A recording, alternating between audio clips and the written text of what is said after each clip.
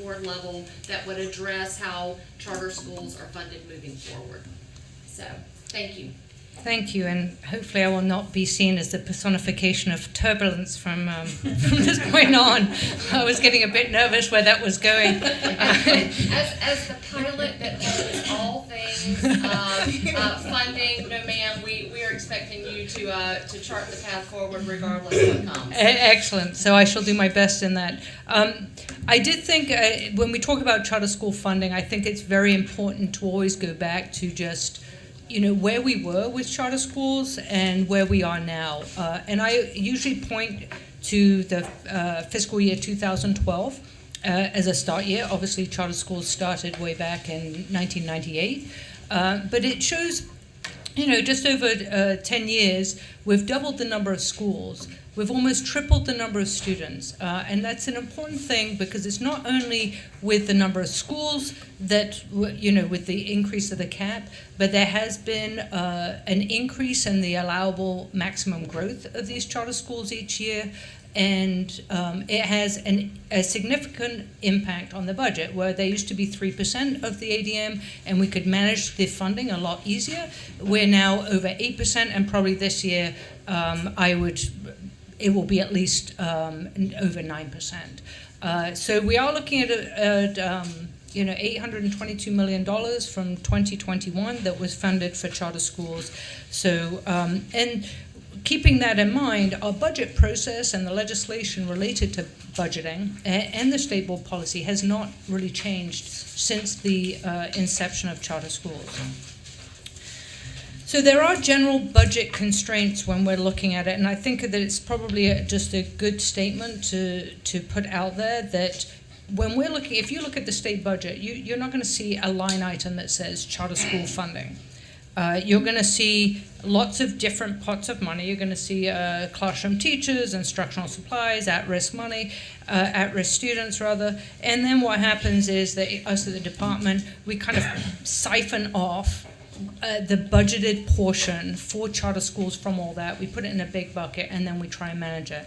But it's not all the, that's just the kind of base budget piece.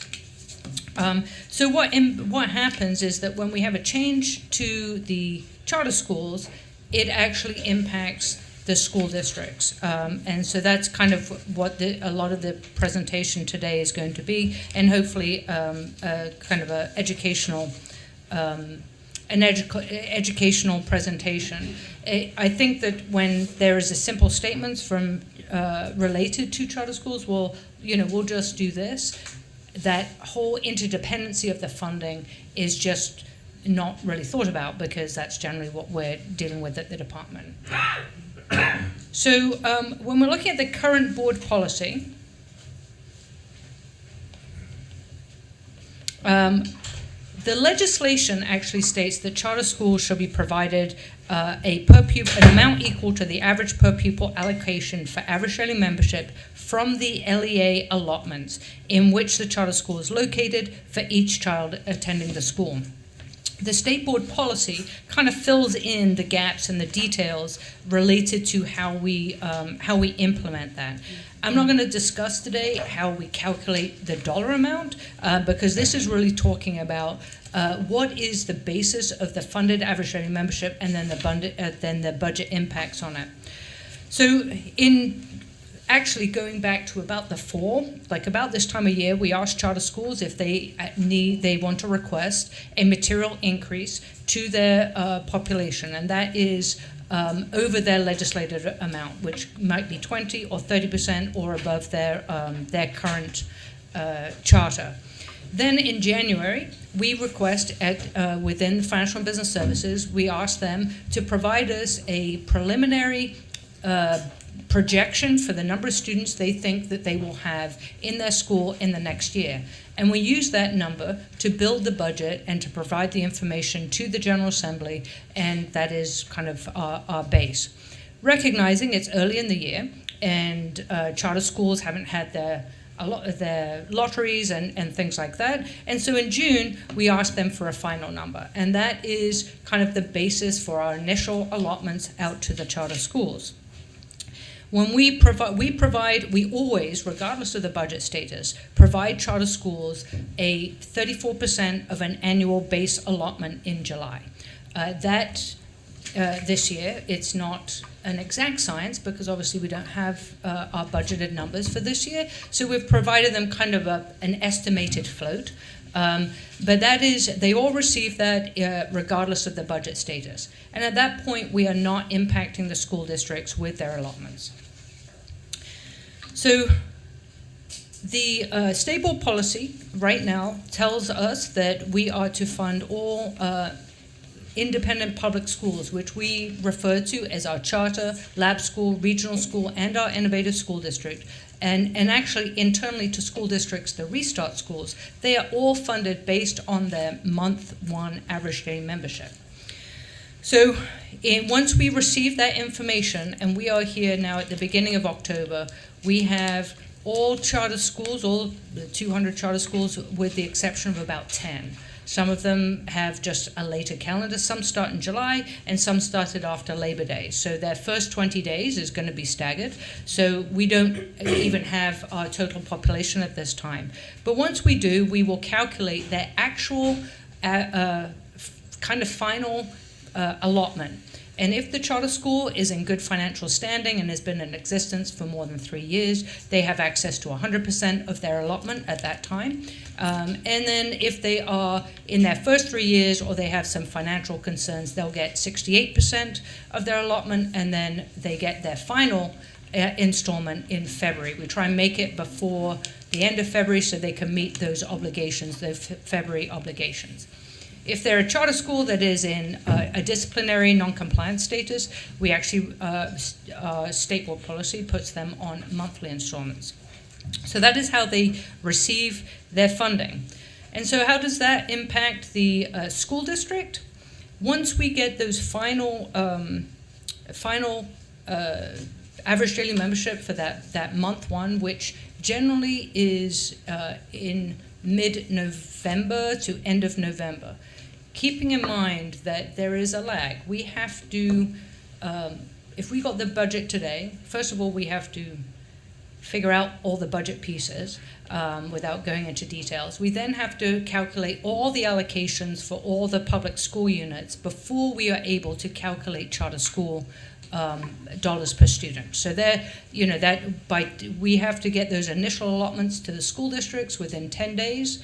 And then after that, we can do the charter school. So if you're wondering what that lag is, that's how it works.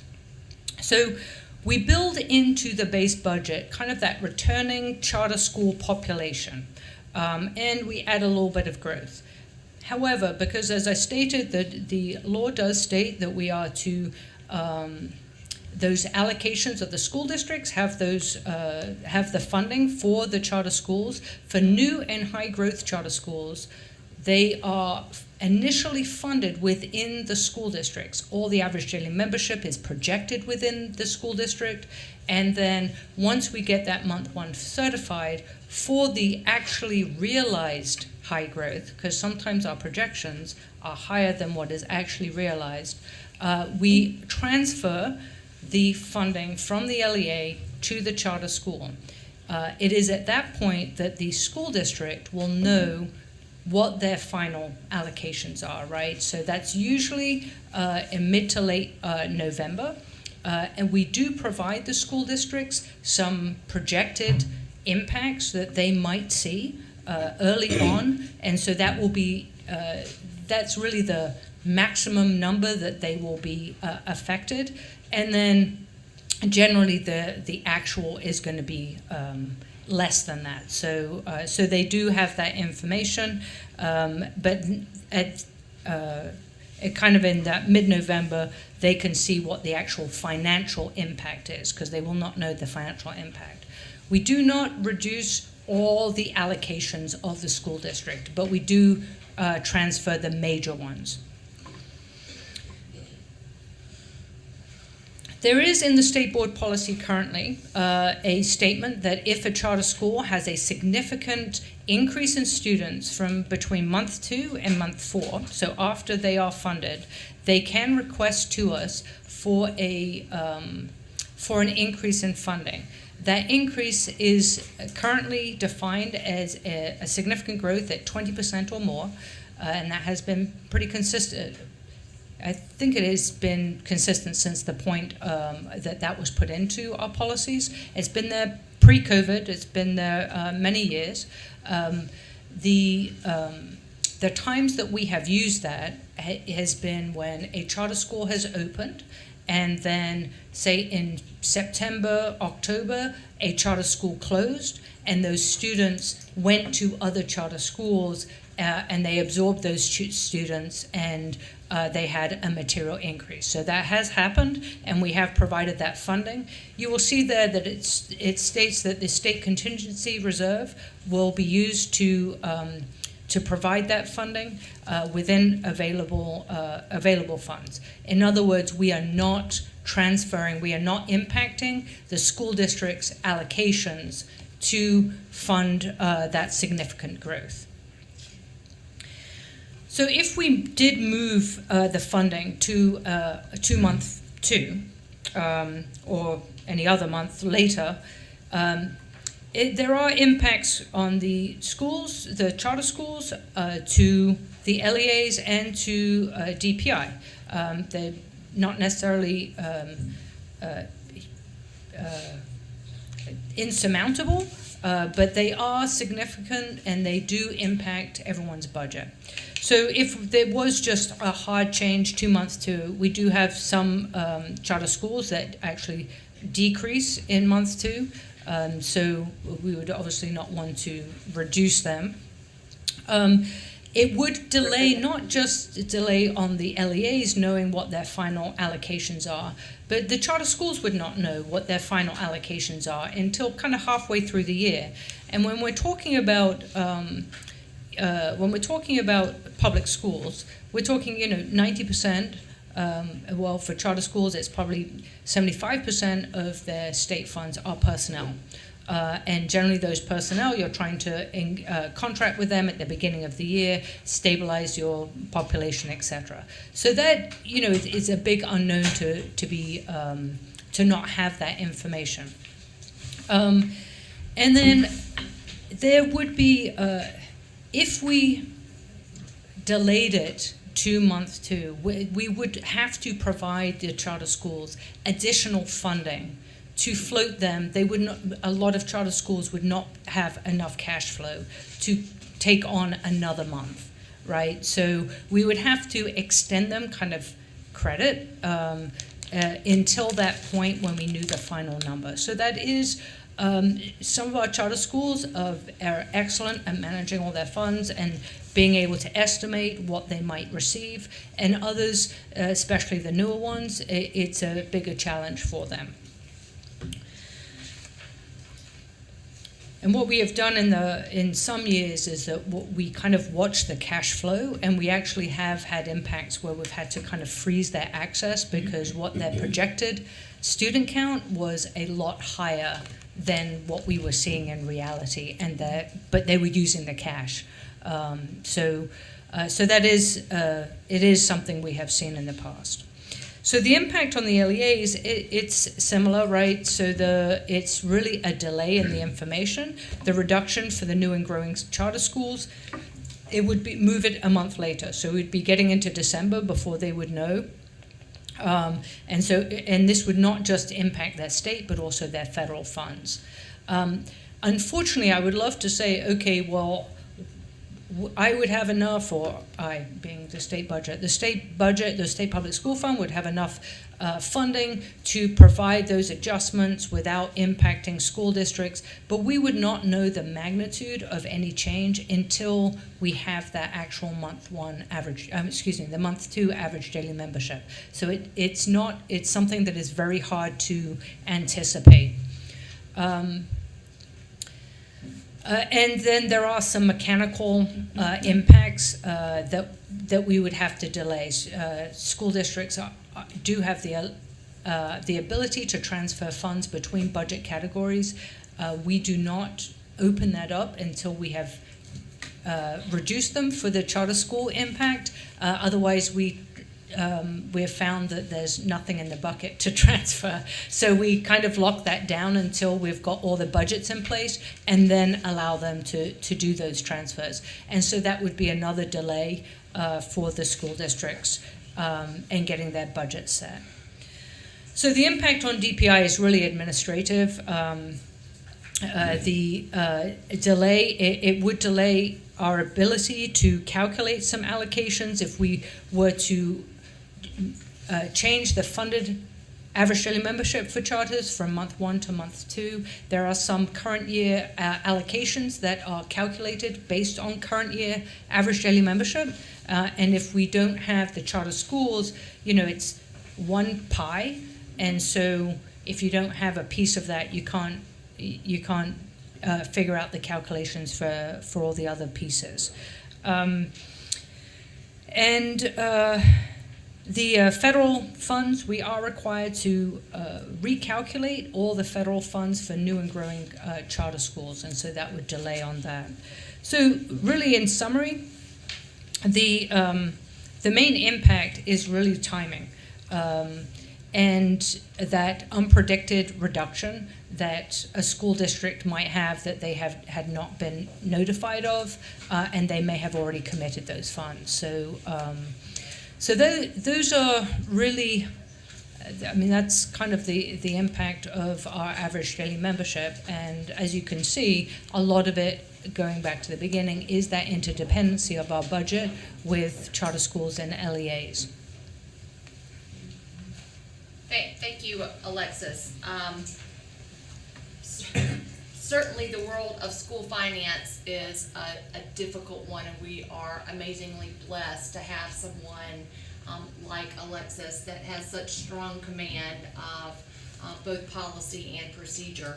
So I think I'm hearing two different issues, both from you as you've presented today and from the field, and that is the reason that we are bringing this before the board today. I'm hearing that there may be, because of that turbulence that we talked about, just any number of factors that might have caused students to either shift to a different school or leave a school, that because of that turbulence, the immediate issue might be that there are some schools in charter schools in low wealth counties that if they lost students, it might cause perhaps the school themselves not to keep a position that they had planned for and were expecting funding for. Is there a fix for that for those schools that may or may not have been negatively impacted with decreasing student enrollment? So for the decreasing student enrollment, and when we're defining that, if we're looking at last year to this year, as opposed to what they thought they might have versus what they actually have. Taking the former of that, we are seeing more charter schools. There are some years, every year there are some schools that have a decline in their student population. It does not. This year, there is certainly more that we are seeing, we are looking at, that that may be for various reasons. Obviously, we are living in very turbulent times, right, with a lot of unknowns. Regards to how we fix that, there is obviously, if there was a legislative fix on a hold harmless, that would be something that would protect those students from a loss in their funding from a prior year. If they were attributed and defined, clearly defined, as in a COVID situation, there could be a support for using state leadership ESSA funds if we had that available for our use. And then there is, as I stated, with with regards to the board policy, there could be a modification to the board policy to allow that. But again, without knowing the magnitude of it, it would be hard to know whether we could do that within that contingency reserve that we have for the current policy. And then the follow for that is if the second issue is more looking at a long-term policy, a new policy that would allow the opportunity for the way that we fund charters with the ADM, so that when turbulence does come along, that it would there wouldn't be need for immediate or emergency fixes, if you will. So can you talk us through some of the work that's been done in the past to address this issue, and any suggestions you might have for helping us get to a point where we would be eliminating that turbulence? Certainly. I think it is clear to the school districts, to the DPI, and to the charter school community that we've kind of outgrown the way we are funding charter schools. As I said, when it was a 3% of the population was very stable. The schools were much smaller. We have, 10 years ago, we probably had less than 10 schools that were over 1,000 students, and now we're probably in the 35 schools. So when they're increasing 10 or 20%, it's having a lot more of an impact on the school districts than it was before. So since 2012, when the cap was lifted, it has been increasingly evident each year that this is a topic that needs to be looked at. It is not just for charter schools to look at, or school districts, or the legislature, or the state board. It really needs to be looked at as a whole. There has been kind of work done and communications since about 2016 on kind of illustrating some of the issues. I had a kind of more of a educational presentation over to the legislatures when there was a finance committee. And this was one of the discussion topics. Talking to the Charter School Advisory Board, as well as some of the presentations here have kind of touched on it, not specifically until today. But there is kind of that interdependency of those budgets really need to be looked at, which would free up the management of the funds and not kind of have, well, if I give to this, then I have to transfer from that, to kind of separate that. And there are some items related to the school district funding that probably along the same lines could be kind of cleaned up that would facilitate our ability to really be a little bit more flexible without impacting others. Thank you for that. I've hogged the question asking. Surely some of my colleagues might want to follow with a question.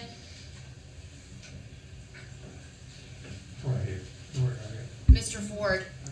I want to apologize in advance for missing part of the presentation, so this might be remediation, but is there a particular ask of us that's being made at this juncture, or is this just more for informative purposes? It's about the shortfall caused by the turbulence, etc. Is there an ask? There is not a immediate ask for today. We're putting this before you for three reasons. One, to be responsive to the voices that we're hearing across the state about this impact of turbulence. Two, to highlight to you that there is an inequity and a fairness issue about how charter schools are funded in relationship to LEAs. And then thirdly, I guess the ask would be that we direct staff, given the information that's presented today, to really take a look at this and bring something back to us at a later time. This is not a quick fix, but we are looking for a long-term solution to the issues because of the lift of the cap on charter schools, the enormous growth in charter schools across our state, and trying to allow the flexibility that would eliminate, again, the difficulty when disturbances come. I appreciate that. And so in summary, it sounds like that because of the tremendous growth as a result of the cap being raised, admittedly outdated funding model, right, that there are shortfalls in the financing for charter schools to adequately provide. I hear that, and I think that's a relevant issue. I just want to provide a bit of a parallel. I think that many of the PSUs and the LEAs kind of feel like they're in a very similar position when it comes to funding. And so both of those are issues that are about fairness and of equity that need to be addressed. But I just wanted to make that statement that there's not an immediate request being made at the moment. And may I add, to be clear, what we want to do is avoid fixing the issue with charter school funding in a way that will have a negative impact on LEAs. We need a win-win situation here. And that was going to be my concern there. The other side of it, what I'm hearing,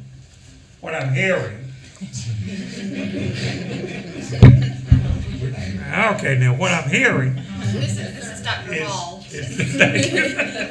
I apologize, but what I was hearing was that the funding model that we have used in the past is no longer working for us today because of the increase of the number of charter schools. Is that anywhere near correct? Yes. And with that being said, going back to the state superintendent's question, I was going to ask, when you move it that 1 year, that 1 month, it's going to put it, LEAs has already complained about it. They don't know their budget yet. I've been there already. It's complaining. Well, we don't know. But to move it again, it's going to cause even more problems because LEAs also are hiring teachers and auxiliary staff and so on. So we have to be careful that we do make sure whatever we do, everybody comes out with a win-win type of attitude. I was surprised to hear, and I mean, that is not based totally on ADM. What is that? $6,000, $7,000 per child? What does the state allocate per child? They don't Well, allocate. that depends. We don't know yet. Yeah, that depends. I mean, on average, yes, you're about When I got 6,000. my budget, it had it up there. That each child, dollars. And that's how we operate. So, and I can well understand there's a concern out there, but let's be fair. Let's be fair. No child should be left behind. And when we go about this process of dollars. But then you said there was a pot of money that is utilized to cushion. Did I hear you say that? We do have a contingency reserve. There's a pot of money. But it's I guess one of the points I wanted to get across is that when you don't know what's coming down, you can't state, yes, we can use contingency reserve. There is in the budget a contingency reserve. If you recall, back in February, I presented to the board on historically. Financial and Business Services has done a very good job in projecting the number of students statewide. But I did, with all the things that are going on, not just COVID, but we had the homeschool, we have a lot of homeschool, we have a decrease in the state's population in K-12 due to the birth rate decrease, that it was, we needed to be prepared that perhaps this year there will be some unknowns that we would not have anticipated, because we project at the school district level by school district, by grade, and that by grade has financial impact. We do not fund students in each grade the same way. So there's just a lot of unknowns. So I'm not feeling confident to say, I think we'll be fine, and we won't have to kind of modify this. It's just hard to know.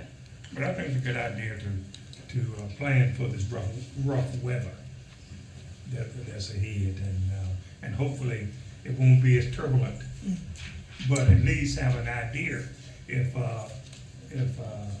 the sheriffs can bring something back in the future for this board to nibble on, to see if we cannot come up with something that's fair. So Ms. Giles, how, if you're looking at this and some of the, previous work that you've done on this issue, how long do you think it would, take for you and your staff, given everything else that's on your plate, to get us something in time in order to be prepared for the next year? Previous today and the thing you said, if we had been talking about this in January, we maybe could have made something happen for this year. But how much time do you think that you need to get something to us so that we can be well prepared? Yes, I have thought a lot about this in the last 5-6 years, so I'm quite prepared in concept. However, one of the things to just keep in mind is that because it does impact a lot of people. So that if there's and there are a lot of it will take everyone around the table, I think, and that would include legislative staff to make sure that we have things aligned with our current legislation or requesting legislation. I think that we can be prepared for the short session to bring something forward kind of as a package to start things, to start the process. I would hope so, yes, for sure. So, Mr. Chair, seeing nods around the table and an answer from Ms. Schaus, what our committee would like to ask is that we ask staff, certainly Superintendent Truitt, to put together a working group and put something together for our board to consider at the beginning of the new year. So to be clear, the short-term challenge before us could likely be fixed with a solution that comes from Ms. Schaus's team. The long-term solution to this will require legislative change. And we are willing to do both, but I would not anticipate that we would see major funding changes occur in a short session. I think that's more likely to be a long session item, but certainly I will defer to Alexis if we can come before the board at the January meeting for a short-term solution to our charter schools issues. Ms. Schaus, do you need anything from us to be able to work on the short term, given that we're bound by existing legislation and board policy? No, I do not believe so at this time. I appreciate the support in trying to get to the solution. Okay, very, very good. I think this is entirely appropriate, given that one of the items on our planning and work session is resource allocation. So this is a shining example. So, thank you. Back to you, Ms. White. Thank you so much. The next item for us today is a discussion item, and this is EICS 1. The North Carolina Access Timeline application and the rubric, and I believe that, let's see, hi Jay, this is Jay Whalen. He's going to walk us through this. I believe that there are not substantive changes, but tell us what we're looking at today. Correct. So thank you, Ms. White, and good afternoon, board members and Superintendent Truitt. I have the timeline and application and rubric for the NC Access Subgrant Program. This is our annual competition to award subgrants as part of our federal CSP grant. So I'm going to start with the timeline, and there are sort of two pieces to this. The first is our replication timeline. So we allow replication applicants to submit in the fall, sort of to line up with the full charter application process, and then we accept those applicants, review those applications in the month of October, and then we take those recommendations to the Charter School Advisory Board in November, and then bring those to this board for discussion in December and approval in January.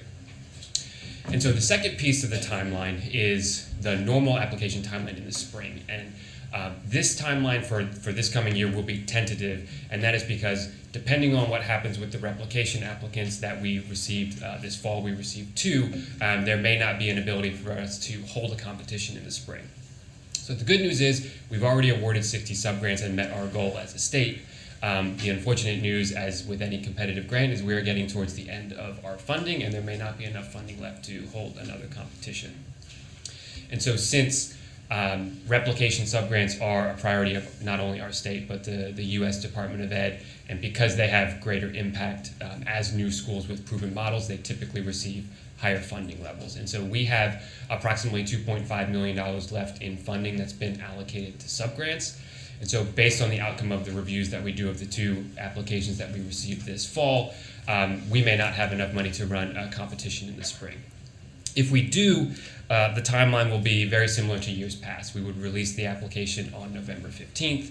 Letters of intent would be due on Friday, January 14th, and eligible applicants would be invited to apply by March 1st. And then we would then bring recommendations for approval to the Charter School Advisory Board in May, and then to this board in June for discussion, and then finally for approval in July. We will be able to update this board in November before you take final action, whether or not we are able to move forward with the application process in the spring. If we do not, and if there is not enough funding available to conduct a full application process, we would sort of shift our focus towards looking at ways to supplement existing subgrantees. That was something that we wrote into our state application when we applied for supplemental funding back in 2019, and that was approved, that if there was additional funding available, we could supplement existing subgrantees that have met enrollment projections, are making progress towards their goals and objectives, have positive monitoring reviews, things like that, but have specific needs for additional resources and additional programs.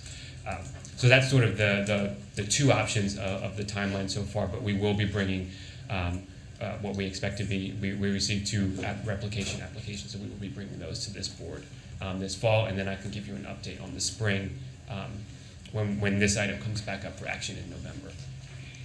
And in terms of the application, if we're going to use it in the spring, there are not substantive changes to it. There are just sort of technical and terminology changes to update dates and things like that to reflect this year. But there's no substantive changes. We feel that the application has given us a really good baseline and a thorough review process to identify high potential applicants and really committed and promising subgrantees.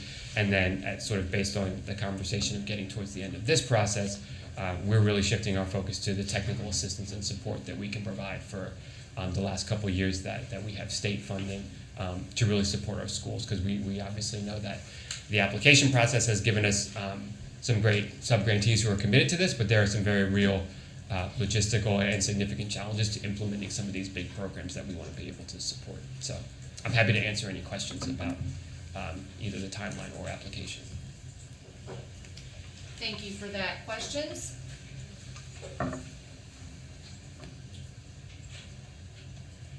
I'm not seeing or hearing any, so we'll look forward to hearing about the possibility of funding for the spring in November. Yep, great, thank you. Thanks so much, wonderful. Mr. Chair, there are 2 consent items on our agenda this month. EICS 2 is Metroliner Regional Scholars Academy request for a weighted lottery, and then EICS 3 is the report to the General Assembly on low-performing districts and schools that you heard last month.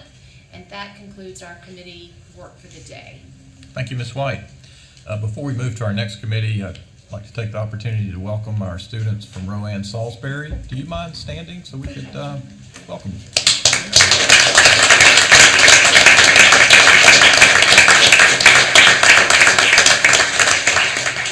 Thank you so much.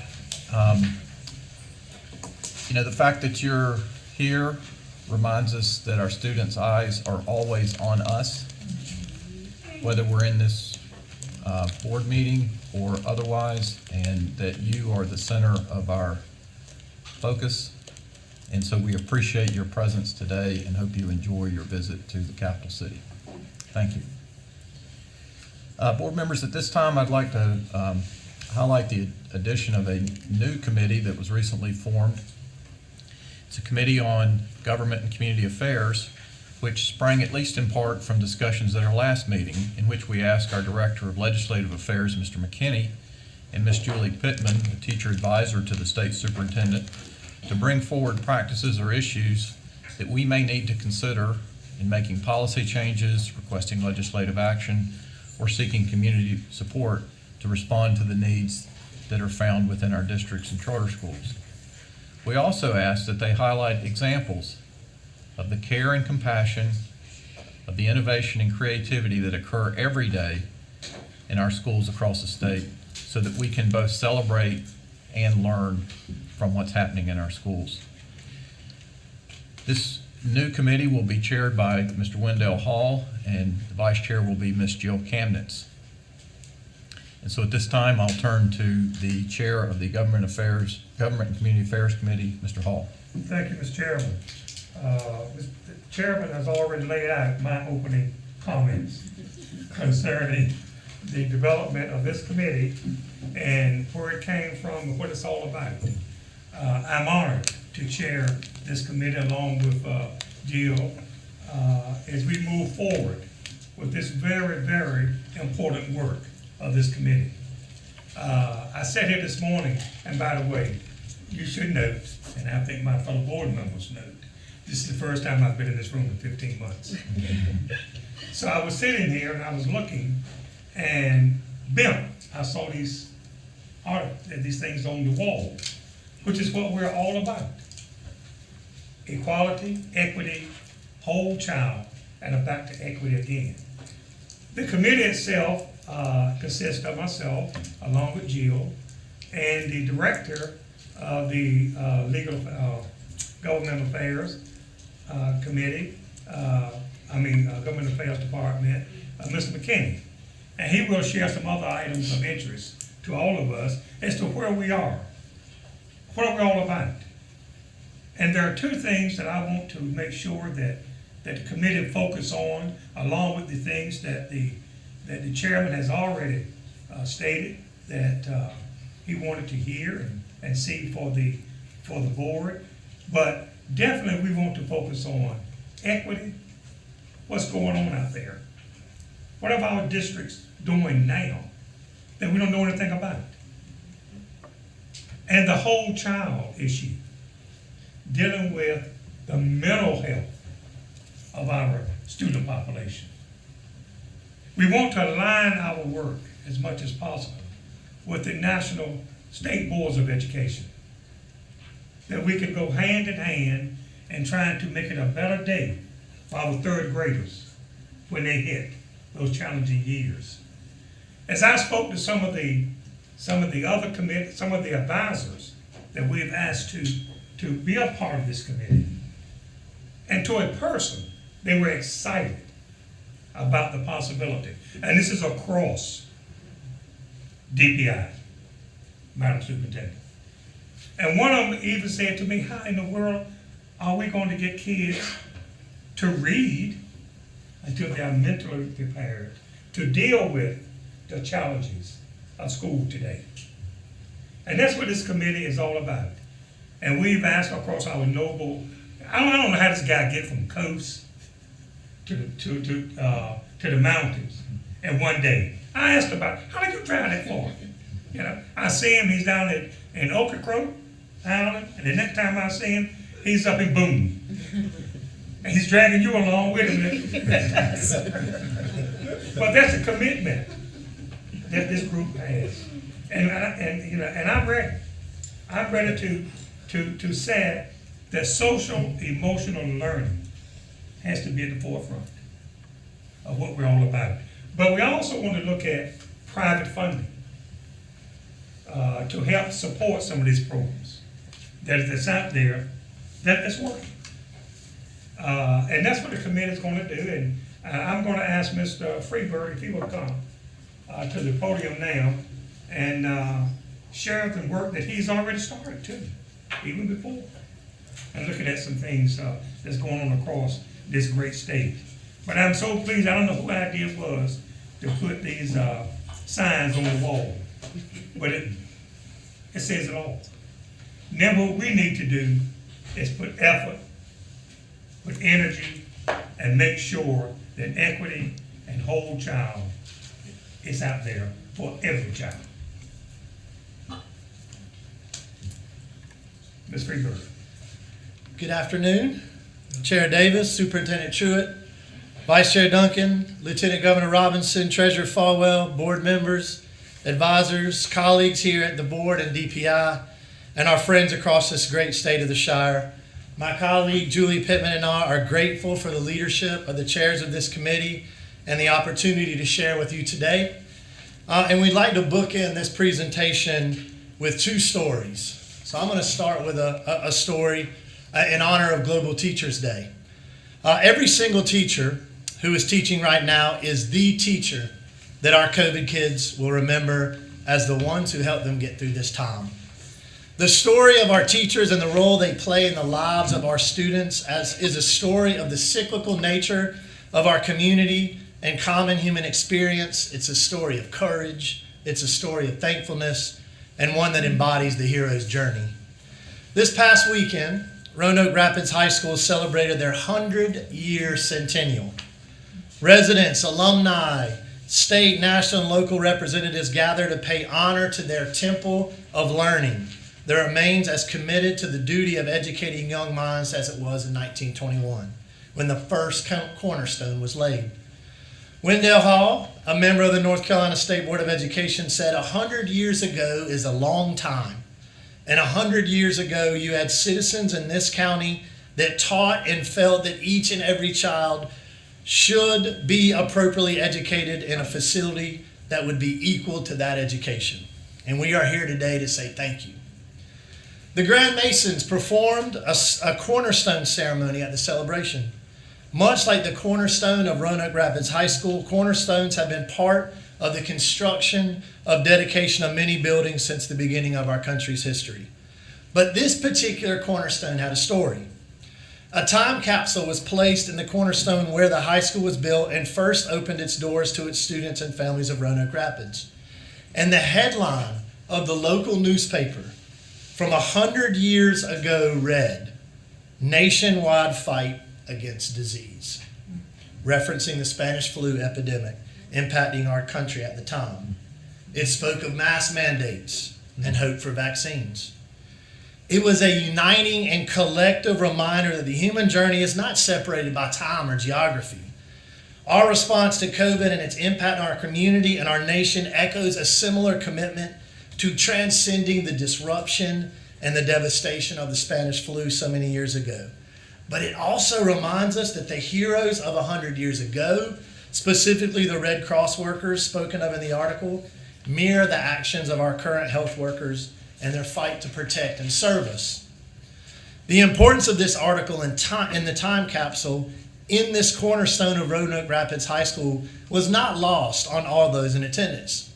We all understood the heroic actions of our schools, their leaders, and their teachers in facing the COVID threat and any threat to our students in the community.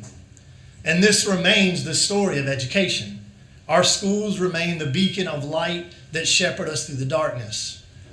Captain Bill Robinson, a 1961 graduate of Roanoke Rapids High School, a Vietnam Air Force veteran and longest serving prisoner of war in American history, attended this celebration as well.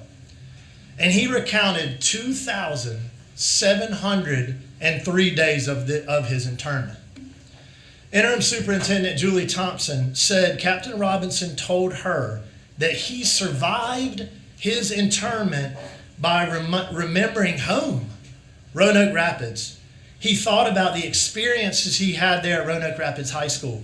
He thought about the classmates and his teammates, how they were a family. He thought about teachers and not just the lessons he learned in their classes or the games they won on the field, but how they cared about him and how they loved him.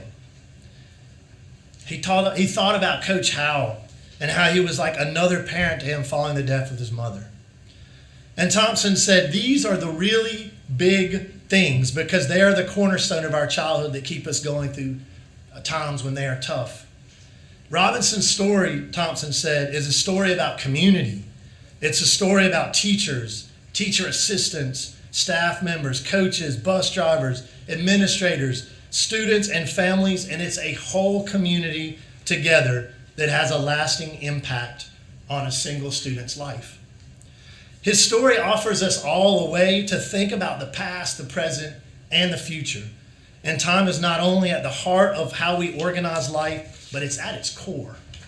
It helps us experience it. We use its memories as the tools for living in the present and imagining the future. And as educators, we support and we nurture and we guide and we empower our students in this process. Our teachers now need to see themselves as the keepers of the COVID kids. Our students are building memories, and they will reference the rest of their lives these memories. And our teachers, they are the Obi-Wan Kenobis, they are the Gandalfs, they are the Yodas, and they are the Dumbledores of our time. And in 100 years, they will be remembered as the cornerstone of how they transcended this pandemic. So educators, what you do today, what you are doing, will echo in eternity. So thank you.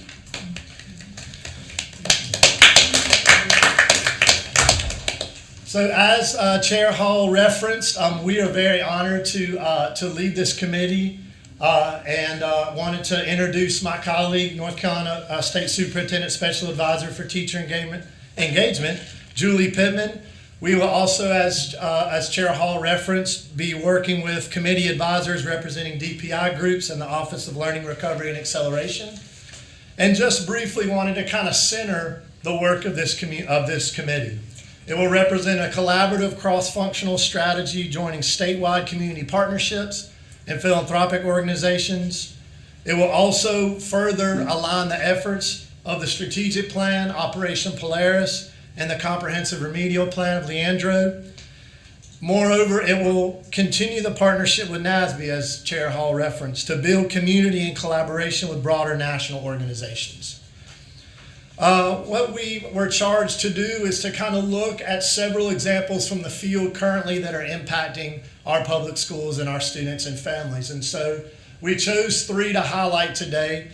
The first is how we are strengthening support for district student mental health, social emotional learning, and whole child, whole school, whole community initiatives. So I'm going to briefly comment on this and then hand it off to my colleague to highlight the next 2 examples. So just a brief kind of contextual statement here. Based on 2017 and 2018 National Survey of Children's Health, 23% of children aged 3 to 17 in North Carolina have been diagnosed with some mental, emotional, development, or behavioral challenge.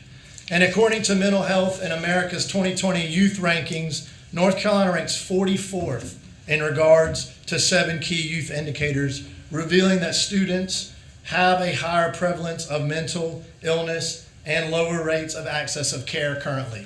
So this speaks, as Chair Hall referenced, to the importance of what we can possibly do to support this. And I wanted to bring up a couple of examples. The first is the school mental health policy in Senate Bill 476. September 15th was the deadline for school districts to support their school mental health policies. And as we collectively work to support PSUs in their implementation of 476, student mental health plans, and also other support services, whether they be surveys, anything that gives us that data that we need to move forward in implementing particular processes.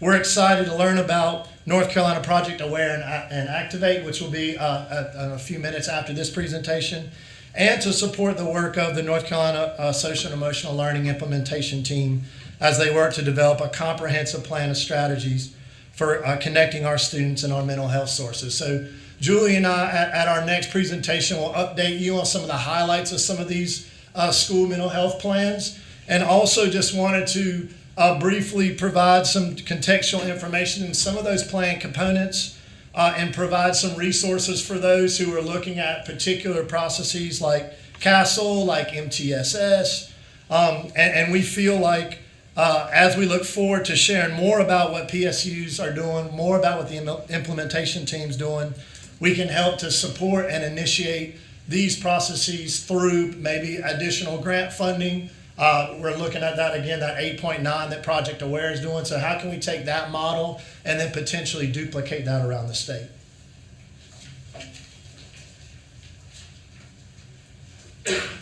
Another area of focus is to coordinate and consolidate partnerships with PSUs and statewide organizations whose primary focus is on developing and implementing teacher recruitment and retention strategies, which I have a huge heart for, and particularly with educators of color. One of the, and we can just, I know we're running short on time, so we can sort of run through some of this, and you can have all of this data that we pulled on the environment around, and the enrollment with race and ethnicity, and with our educators of color throughout the state. But one of the things that I wanted to highlight today, and you can move on to the next slide, is when I was a teacher in Rutherford County, a portion of my work was centered on the growing Hispanic and Latinx community of the students and families in my own town. I was fortunate enough to be invited during that year to join alongside Freebird for the Hispanic and Latino Action Coalition. You can see at the bottom of this screen that the coalition's goals are to improve access to higher education among Latino students, grow the economic impact of North Carolina Hispanic and Latino population, and strengthen the North Carolina Hispanic Latino education pipeline, which falls right in line with the work that we've been doing across teacher recruitment and retention across the state. And our continued collaboration in this space directly impacts our work as we're addressing human capital needs in North Carolina. So I'm going to hand this back over to Freebird and let him talk a little bit more about the work that he's been doing in this space as well. So we wanted to highlight several partnerships that we are currently working on. As you can see here, and we're going to go pretty briskly through the slides, we wanted you to at least see those partnerships. So Latinx Ed is one of our partnerships, and we're really excited about the hashtag Somos North Carolina. We are NC listening tour. So if you look at the next slide, the executive director, Ricky Hurtado, and several of his staff will be traveling around the state on a listening tour. So we will be accompanying this listening tour, listen and learning to Latino community members, families, about how we can close that gap between not only educational access, but also teacher recruitment, principal recruitment, and then retention. The next slide shows Latinx Ed's Latinx Education Summit. We put a link there. We would love for any and all those interested in this particular initiative to join in with this. We will post about our experiences at this next time, but this is another piece of that overall initiative that we're focusing on. Another partner in this work and member of the Latinx Action Coalition is the Governor's Advisory Council leader on Hispanic and Latino Affairs, Dr. Maria Rosangel. And we wanted to make sure that we kind of showed their Latinx Hispanic community engagement focus. They perfectly align with the strategic plan of the state board, some of the student support services, and also human capital needs of Operation Polaris, as well as Leandro. If you look at the two recommendations there, what we're trying to do is align that school district collaboration with local teacher preparation programs. We'll highlight a couple of examples here in a second for that.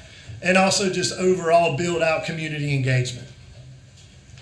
We wanted to give two specific examples of that.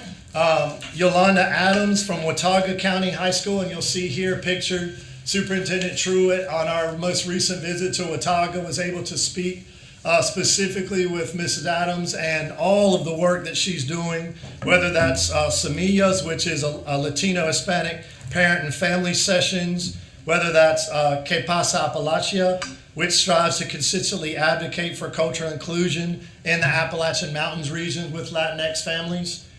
She's also got Café con Leche with the police department, and coming up, Latinx Hispanic Chamber of Commerce Council, and Latino Fair, linking back to the first initiative that we're discussing, which is to demystify and take away the stigma of mental health in the Latino community.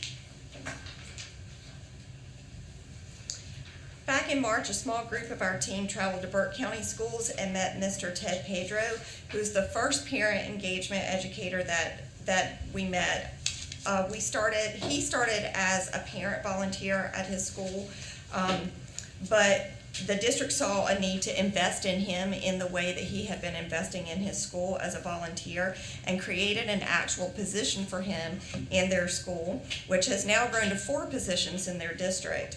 The value of Mr. Pedro and Ms. Adams show how schools are utilizing their resources and investing in human capital to meet the social, emotional, educational, community, and family needs of not only their students of color or their English language students, but each and every student who is served by caring adults who know the comprehensive needs that our schools address for our students and our communities each and every day.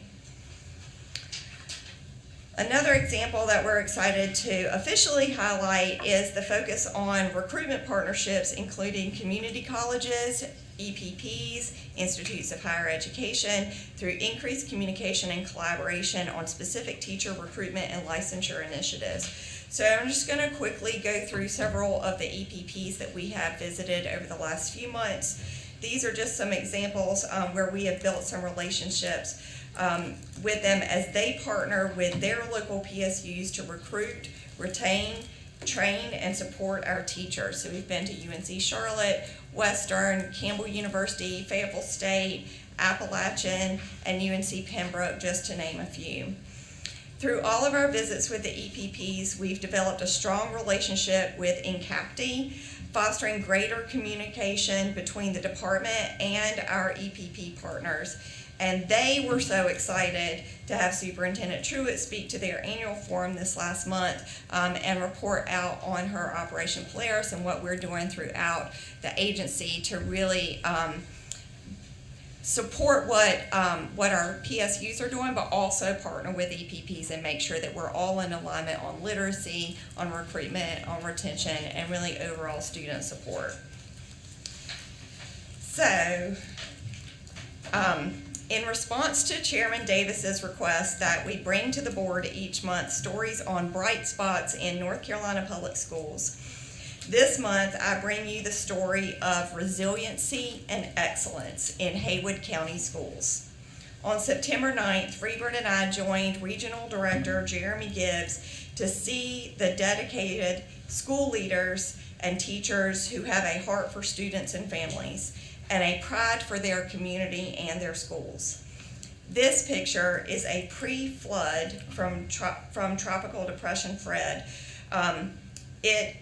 That tropical depression dropped over a foot of rain during the first week of school, causing unfathomable damage. You'll see, if you turn to the next slide, what that field actually looks like now. Here you can see the devastation. We spent time with Superintendent Bill Nolte, Assistant Superintendent Trevor Putnam, Assistant Superintendent Jill Barker, who drove us all around their district to bear witness to the devastation that the flood had had.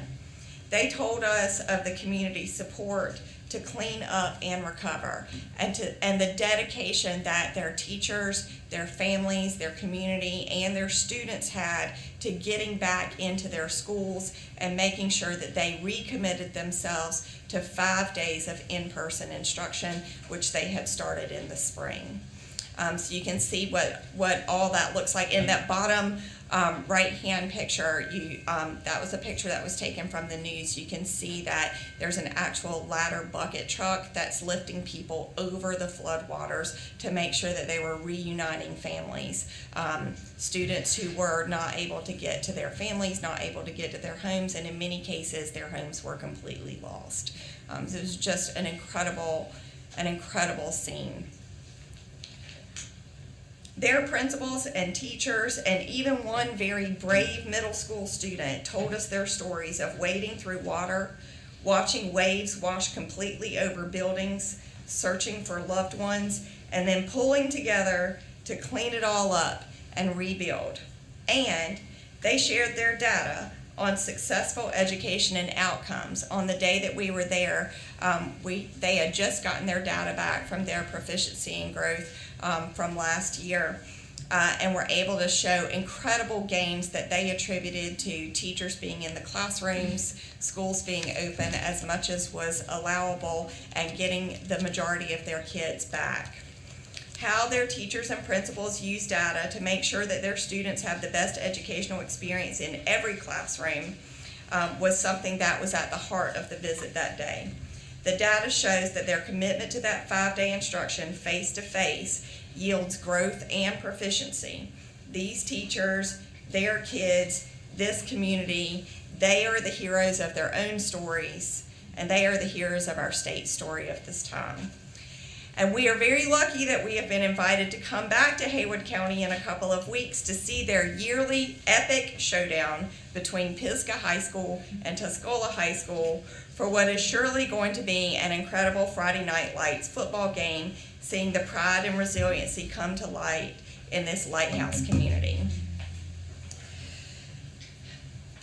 Finally, an additional part of the Haywood County visit happened a week before that, where Mevin Rash from EDNC invited me to join her at Haywood Early College, where they were named an Apple Distinguished School, one of 546 schools in 32 countries, and only one of 4 in North Carolina. An Apple Distinguished School centers leadership, educational excellence, and innovation at the heart of everything that they do.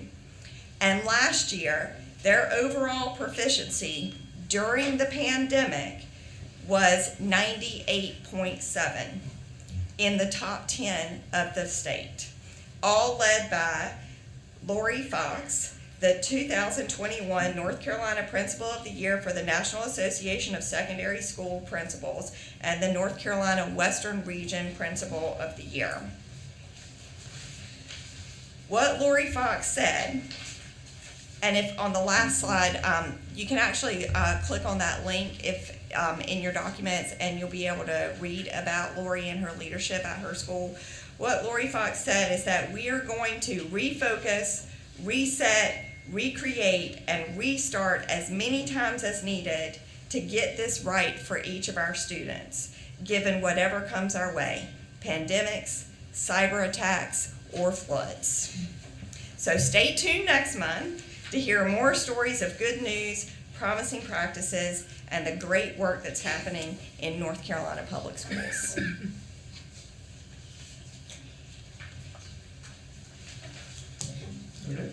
Yes, sir, are there any questions? Any questions from my colleagues? Ms. Ford? So let me just begin by congratulating you, Mr. Chair, and you all as well. This is incredible work, and I think that y'all are, precisely the people to do it. Y'all have the passion, the knowledge, and of course, the background. Couple of comments. One is this focus on student mental health just couldn't come at a better time. Like we all know, like the rash of violence that's been taking place in our schools, and if we're not careful to slow down, we can misinterpret that and judge a tree by the fruit rather than its root. And I tend to think that what we're witnessing, as somebody who's taught in these schools, who have students who have been shot and killed, and students who have shot and killed folks, and have visited to see, you know that what's happening is at some level definitely some terrible decision making, right? But at the end of the day, before they do those things, they're in our classrooms. Those are our babies, and they're dealing with things. And until we address that component of it, we're probably going to see more of these types of things happen. And so I'm really happy to see the emphasis on the mental health piece, because that's the lens, the empathy we got to be able to have with these young people. That said, I do have a question. It's probably going to come. It's a critique. I'll go ahead and say it's a critique. You all did an excellent job at articulating the focus, particularly on, Julie talked about targeting the Latinx community, hugely important, demographic changes and shifts, and talking about the alignment between the strategic plan, Operation Polaris, and the Leandro stuff. I see a gap because while I'm there with you in spirit, I don't see it in Operation Polaris, particularly in the human capital piece. I don't see the populations were called out. I don't see Black, Latino. The word equity appears maybe twice in the entire document. I don't see those pieces. So the spirit's there, but it's not there with the letter. And so I just wonder how y'all can make sure that alignment is there more explicitly rather than implied.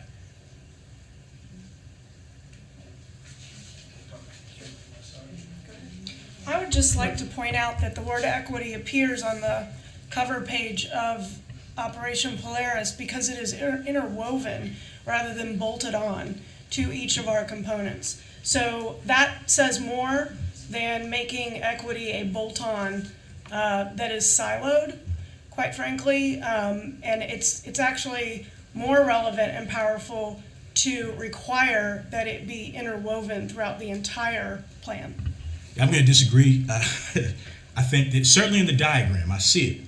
The word doesn't appear, but if we're not doing a word search, right, we look at the spirit. If you're not calling out the subgroups at all, then yeah, like parsley on a well-plated dish, I mean, it's there, right? But there's no substance there, right? It's very good plating. What I'm concerned about is that it's not really called out, not the subgroups themselves, be they racial, be they income, be they language, like they are in our strategic plan, like they are in the NGO. That's because it's a complement to the strategic plan. It It sits should be. alongside, not in opposition to. So, as a matter of fact, I know the words aren't in there, right? We can debate all along about those things. I just want to know what's the plan to make sure that these things are truly using the same language. One voice, one might say. So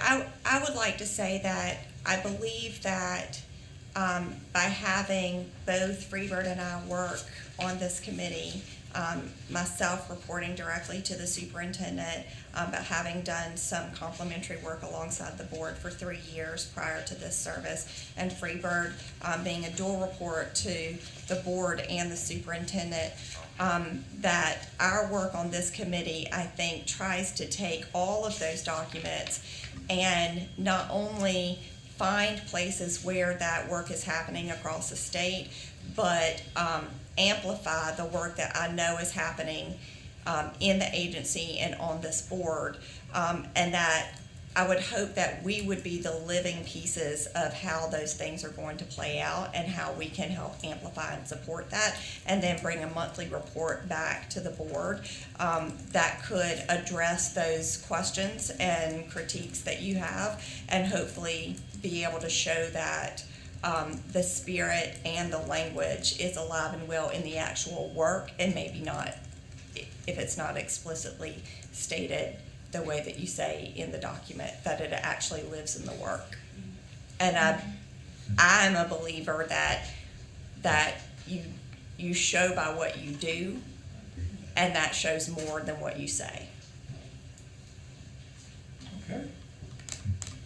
Anyone else have any questions? And we will take that when we meet. And by the way, this is officially our first meeting, Mr. Chairman, in person. And I think we've come a long way, just one.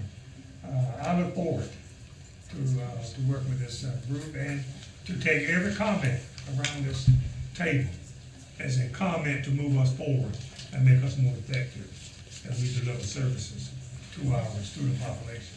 But I do want to say this quickly. I did read the recent survey of AASA. Nationwide, school-aged children, the increase among suicide rates among school-aged children is moving dramatically above adults across this nation. And that's the latest survey of AASA. And I know you have that document also. And that's how important this work is. And yes, Mr. Chairman, I know we've gone over our time now, I'm sure. But it needs to be said. It needs to be said. And thank you. If you have no other questions, concerns? Yes, ma'am. I would just also like to reiterate that if you, as board members, have questions or concerns, if you have ideas or comments, that you contact the chairs of the committee or Freebird and I, and know too that those questions we can take back to the Teacher Leadership Council and get other teacher voices involved in addressing any feedback or concerns or ideas that you have, and we'd welcome that. And that's our new business, Mr. Chairman. Thank you, Mr. Hall. We'll now turn to our Healthy Responsible Students Committee, chaired by Mr. Reginald Keenan. Mr. Keenan. Thank you, Mr. Chair. I'm Reginald Keenan, along with Mr. Allen Duncan. We are, of course, co-chairing this committee. Mr. Chairman, on today's agenda, we have 3 items to talk about. The first one on the new business will be the North Carolina Project Activate Pilot Program expansion. Ties in a lot of what Mr. Hall and Mr. Ford was talking about for mental issues and social emotional type issues. And with that presentation, we're going to ask Ms. Sherry Thomas and Dr. Matt Hoskins will be talking about that particular item.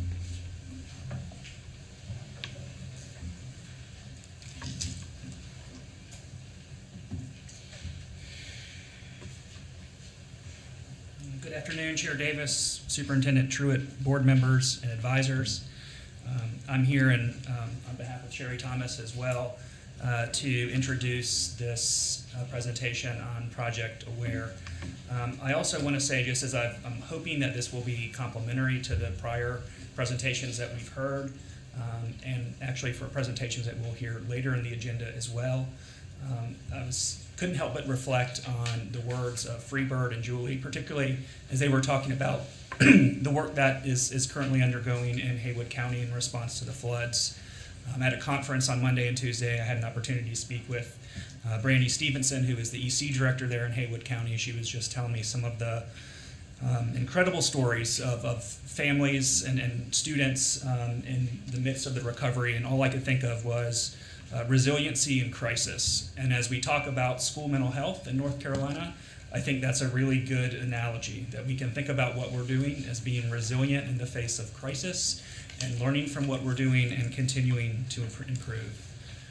I really am truly humbled to be here today and also inspired to share some of the news, and also want to take a brief time to celebrate that we received a second grant award from the Substance Abuse and Mental Health Services Agency, which is known as SAMHSA.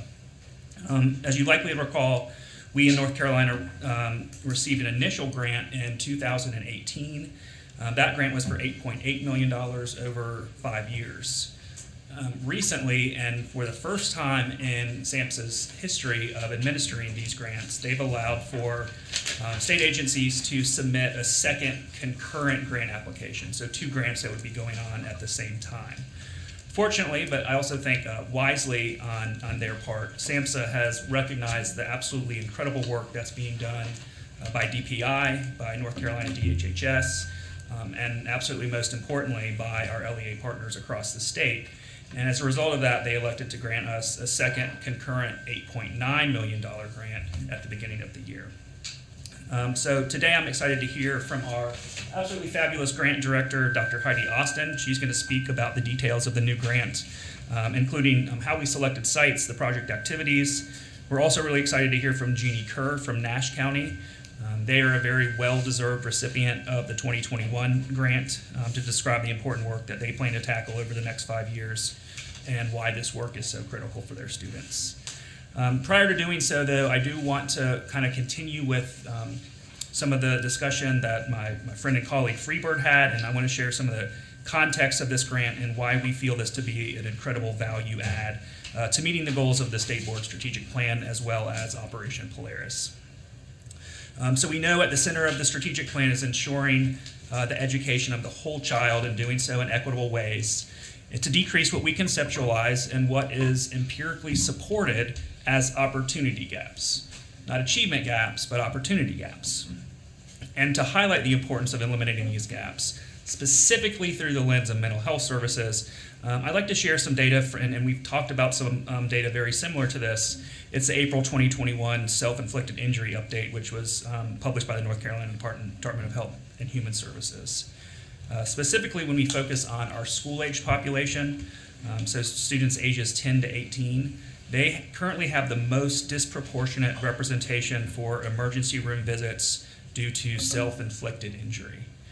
From May to 2020 to April of 2021, North Carolinians in this age group represented only 16% of the population, but they represented approximately 32% of the emergency room visits due to self-inflicted injury.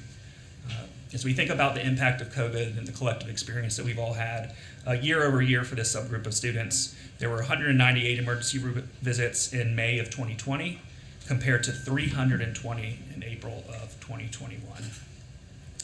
So these are certainly, I think, as we would all say, extremely concerning data. And they're currently being analyzed to determine what are those specific variables that are associated with this really dramatic increase for this age group. As that work's being done, I really can't imagine a scenario where we don't deduce some conclusion that school is absolutely a protective factor for the mental wellness of our students. This is particularly salient right now in light of COVID-19. So what we are studying with Project Aware is how do we create a sustainable system at the state and local levels that will enhance these protective factors of school, ultimately promote mental wellness and readiness to learn. So when we look at the whole child model, we can conceptualize it in context of both the schools and the community. And I think the most critical thing that we've learned through the evaluation of Project Aware is the context of community and school are tremendously important. And in fact, they're likely the most important of all implementation factors. What we found is what works in Cleveland County might be quite different than what works in Rockingham County or in Beaufort County. We do know that building a continuum of supports that range from promoting mental wellness in the context of school to partnering with our community-based friends to provide treatment and reentry is key, but how we go about developing that continuum is going to vary significantly. Factors that need to be considered in implementation include the resources available in the school system, specifically around teacher knowledge and training, access to specialized instructional support personnel, and unfortunately, this varies greatly and systematically as a function of location in the state. Second, we need to consider the mental health resources available in the community, including building partnerships with LMEs, MCOs, and the available community providers. We also know that there are other psychosocial determinants of physical and mental health that vary by location, as does the degree of stigma associated with mental health issues, as Freeberg alluded to, within the Latinx community. All this is to say that a one-size-fits-all approach is not going to work for school-based mental health. Being able to problem solve, identify issues, develop working hypotheses, and testing them and evaluating them to determine what works in what contexts is what Project Aware is all about and what we're trying to do. I also want to say that among the critical things that we've done and the 3 sites that we've worked with, that the benefit and the value add has not just been for those 3 sites. That the work that they've done and what we've learned from that has been of benefit to the entire state. I want to mention this in context of Session Law 2027 that came into effect in June 2020. Among other things, that bill required this board to develop a school mental health policy, which is SHLT 003, which was approved in November of 2020. What our districts were able to do over that period of time. And one thing that I want to go back to say as well is that certainly applaud all of the goals and objectives of the school mental health bill. We were grateful to see that it passed the General Assembly and signed by the governor. However, there was no fiscal note attached to that legislation and no funds allocated toward it. So I want to, again, talk about the context of Project Aware with that in mind. So one of the first things I want to highlight, in light of COVID-19, our Project Aware sites were really the leader in developing virtual mental health supports for their students. DPI staff across divisions came together to develop the COVID-19 Social Emotional Learning and Crisis Response Practice Guide. This crisis guide was developed really early on in the timeline of school closures, and we've heard from the field it's been an incredibly valuable resource for LEAs as they contemplated and supported the mental health needs of their students during school closures and a worldwide pandemic. They collaboratively developed 7 recommendations for LEAs and developed a document that included specific details on how to implement those recommendations, in addition to how to overcome common barriers to them. The sites also developed their own mental health plans, shared them with DPI so that they could be used as model plans for LEAs to review and consider how they develop their own plans. That resulted in a template that could be used for LEAs, as well as a wealth of resources related to social emotional learning and mental wellness that could be incorporated within those plans. The sites also developed capacity for evidence-based learning, which is a component of both the statute and the subsequent policy. What they allowed us to do was develop a whole host of resources that could be accessed for no cost to support local education agencies in the development and the implementation of their training plans. If you haven't been to the Healthy Schools web page yet, I would certainly encourage you to go there. They have absolutely tremendous number of resources that are available for free that LEAs can access. hopefully to be able to remove some of the fiscal burden for LEAs as they try to procure or develop training. Our AWARE sites also developed suicide risk referral protocols, which was a component required within the mental health plans. They really did an excellent job with that, shared those across the state, and encouraged others to follow their lead in that work. And finally, I think that all of our sites would agree that partnerships with community partners are critically important. They developed MOUs and MOAs that they also shared across the state for things such as data sharing agreements, referral processes, reentry processes, and obtaining consent. Those who are on the front lines of mental health work know that those kinds of things sound like they're simple, but they often take a lot of time and prevent early access. So having those in agreements prior to a student in crisis has proven tremendously valuable. So I want to, again, put into context how this work not only benefits the sites that receive the grant funding, but they've benefited the state as well as we continue to evaluate their work. So with that, I want to turn it over to our project director, Dr. Heidi Yassin.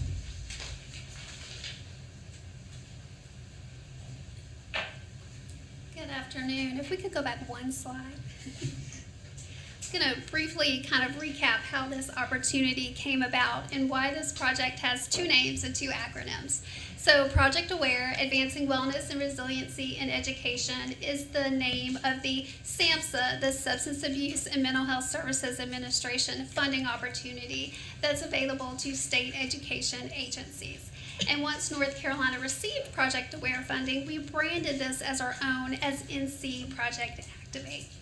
So Project Aware, Project Activate, two acronyms, one project, it's one and the same. And we do use the two interchangeably. So Project Aware, Project Activate. And just again to kind of recap, SAMHSA, which is the Substance Abuse and Mental Health Services Administration, is a branch of the U.S. Department of Health and Human Services, and it is specifically charged with improving the quality and availability of treatment and rehabilitative services in order to reduce illness, death, and disability, and the cost to society resulting from substance abuse and mental illness. So North Carolina applied for a SAMHSA funding opportunity known as Project Aware. And so this funding opportunity provides a little under $9 million over the course of the 5-year life cycle of the grant. And Project Aware is really a funding opportunity that serves to expand the capacity of state education agencies in partnership with state mental health agencies. And so really the purpose of Project Aware, Project Activate is threefold. First, we want to increase awareness of mental health issues among school-age youth. Secondly, we want to provide training for school personnel and other adults who interact with school-age youth to detect and respond to mental health issues. And thirdly, we want to connect school-age youth who may have mental or behavioral health issues and their families to needed services. So this is a collaboration between Department of Public Instruction and the Department of Health and Human Services, specifically the Division of Mental Health. As such, we do have state-level staffing across both state agencies. And so our Project Aware co-director is Laura Muse with Division of Mental Health. So if we'll look at our slide that has our Project Aware Activate goals. So we do have our own statewide evaluation of North Carolina Project Activate. And a group called ONLAR was selected to provide evaluation services for us. And our evaluation is led by Dr. Gary Harmon with ONLAR. So this particular slide highlights our 4 key project goals. And so there are also a series of implementation and outcome metrics that are associated with each one of these goals. And so please note that these outcome metrics do require multiple years of implementation. So our year 3 evaluation report will be released in December. We do collect data each quarter that we report to SAMHSA, to our funder. So each quarter we report on infrastructure outputs. So we report the number of new policies, we report on workforce development training, and we also report on partnerships and collaborations that have resulted from the Project Aware grant.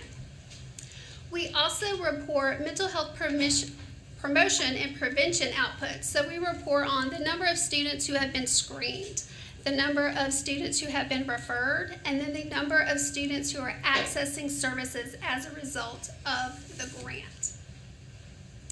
We want to look at the next slide. So World Mental Health Day is actually coming up on October the 10th. And so the theme for World Mental Health in 2021 is Mental Health Care for All, Let's Make It a Reality. And expansion of North Carolina Project Activate certainly moves us in that direction of scaling up quality mental health services.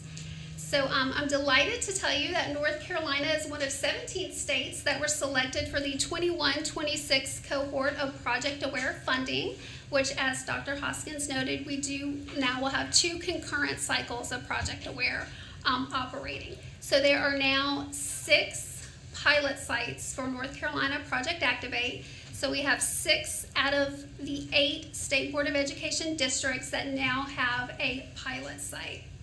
So in our Northeast District, that is Beaufort. In North Central, that is Nash, Sandhills, Sampson, Piedmont Triad, Rockingham. In our Southwest, that's Cleveland. In our Western District, that is Jackson. So our 2 districts that do not have pilot sites are our Southeast District 2 and our Northwest District 7, which would certainly be priorities for any future cycles of Project Aware Activate funding. And so all of these counties are certainly considered rural counties, and they also have designations from the North Carolina Office of Rural Health as having mental health and behavioral health provider shortages. So a little bit about how we selected our sites for cohort 2. So first we looked at districts that were participating in the North Carolina Social Emotional Learning and Educational Equity Project. That was a year-long social emotional learning professional development project that was funded by Project Aware funds. So that was our first cut as we looked at districts who were participating in that. And then we wanted geographical diversity. So we looked at the options that were in districts 2, 3, 4, 7, and 8. Our cohort 1 sites, our previous funded sites were in 1, 5, and 6. So we wanted to have diversity of where the new sites would be. We looked at SHAPE data. SHAPE is the School Health Assessment and Performance Evaluation System, which gives us a good indicator of districts that would be ready to take on this type of work. SHAPE does come from the National Center for School Mental Health. It is a public access web-based platform, and it has measures that are designed to increase quality and sustainability of comprehensive school mental health. And then we looked at a variety of other factors. We looked at educational data points, we looked at health data points, we looked at suicide rates, child abuse and neglect. We also looked at racial equity report cards, so a variety of different data points that we looked at in selection of our sites for cohort 2. So what does this funding look like over the course of the life of the grant? It is a little more than $8.9 million over the 5 years of the grant. We are held to some very specific funding limitations and categories outlined by SAMHSA, which are noted at the bottom of the slide. So in terms of year 1, what this translates into dollars in the field. So for Jackson, which will be our smallest district for expansion, they will receive a little under $323,000 for year 1. Nash, which is our largest expansion district, will receive about $697,000, and then Sampson will receive about $465,000 in year 1, and we keep about $270,000 of that at the state level. And so all of our new sites, all of our expansion sites, do have to have their staff hired by the end of November, and they are expected to start delivering services by the end of January. If we go to our next slide. Again, ONLAR provides our evaluation services. Our year 3 report will be released in December. Would love the opportunity to have our evaluator come back and do some data sharing with you at that point. And I'm thrilled that we do have a representative from one of our expansion sites. So I'm going to turn it over to Jeannie Kerr, who is the District Mental Health Coordinator with Nash County Schools.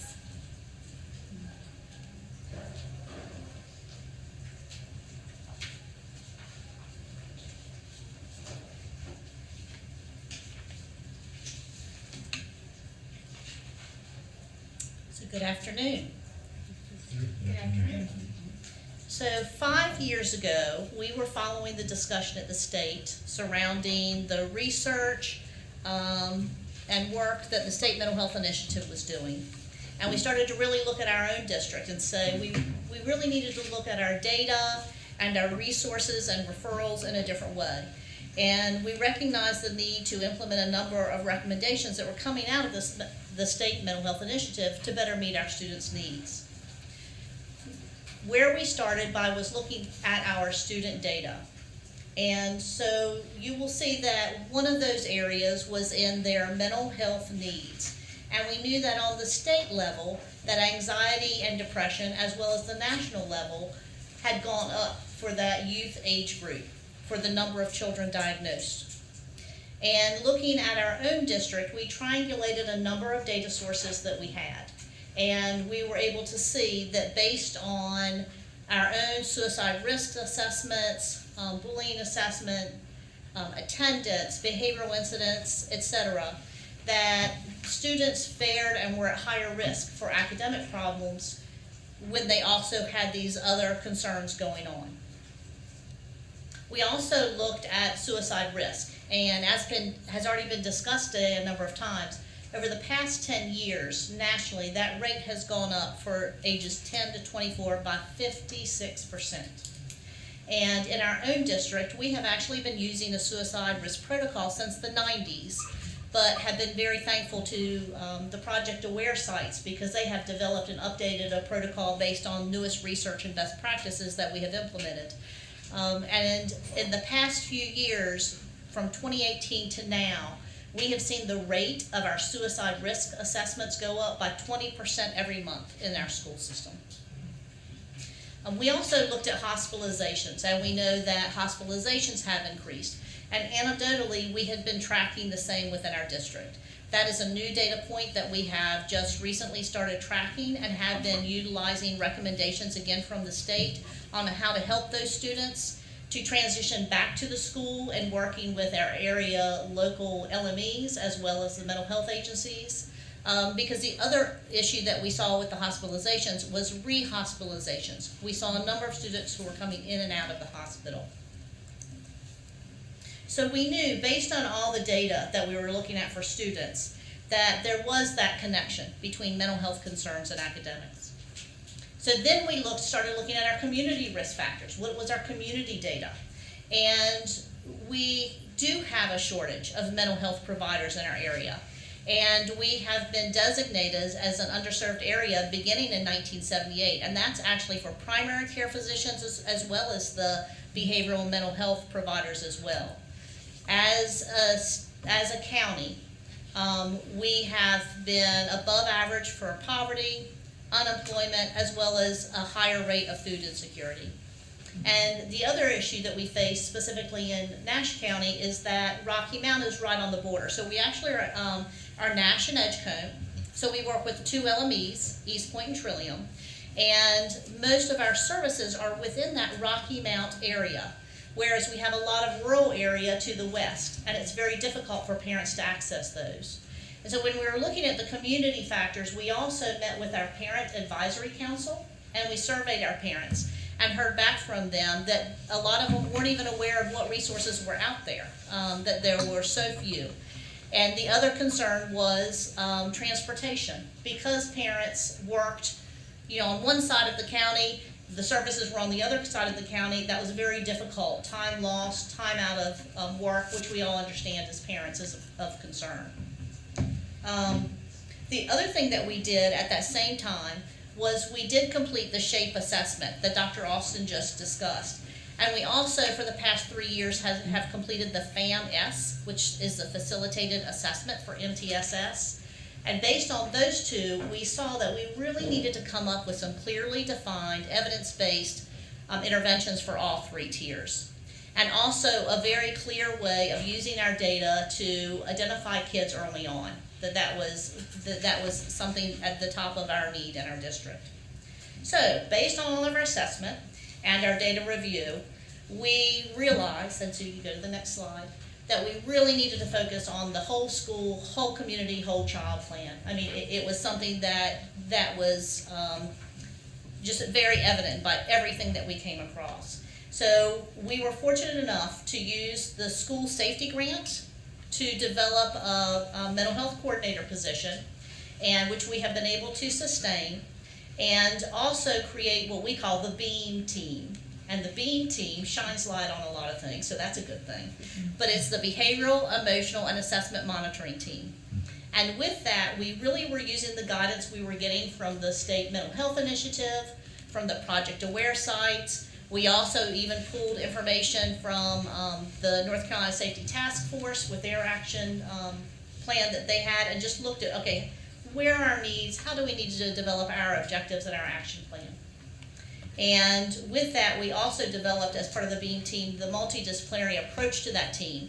So it is encompassed of a member of, there's a counselor, social worker, psychologist, nurse, the MTSS coordinator, 504 coordinator, PBIS coordinator, assistant superintendent, EC director, etc. So that we made sure that we weren't working in silos, because that was one of our other goals, is to really work together on all of our goals. With that, reaching out to the community, we realized we did need to actively participate in all of our community agencies, like the Collaborative, Twin County Partnership. And one of the first things we have put in place is that supplemental intervention and intensive intervention. We have school-based day treatment, and we have a memorandum of agreement with an agency, and also some school-based agencies that we work with to provide mental health, which has been making a tremendous difference for us. The other area that we have started focusing on and improving is our school culture and environment, because that's very important in putting in the mental health and social emotional initiatives. So we have been partnering with North Carolina Public School Forum Learning and Resilience Project to do some resilience work, and also Resources for Resilience out of Asheville to build that resilience base, as well as implementing positive, we already had PBIS, but we've been using CHAMPS, which is a positive classroom management program across the district, to build that positive classroom environment for all. And the other piece that we've been really focusing on, and this is part of the school mental health plan as well, is that building the capacity of our staff. And we started a couple of years ago with Youth Mental Health First Aid, and really saw that difference that made when providing that mental health literacy for all of our staff. And now have been utilizing the plan developed by the Project Aware sites to increase that, of course, for all of our staff in our district. Universal promotion is another area that this past year we've really improved based on our need. And we have been working with the SEL and Equity program, and have been able to implement some curriculum and focused on embedding SEL throughout the day. And one interesting thing we learned, when we were talking to and reaching out to community agencies about our needs, we reached out to a number of industries and talked to some HR professionals for some of our top industries in Rocky Mount, and heard back, their words were, we really need graduates who have strong soft skills. And I defined soft skills when they started talking about them, it's the same thing we're doing with SEL, and how important that is for our students to be college and career ready and have those skills that they can take out into the industry. So that was very validating to us, and hearing that we were definitely on the right track.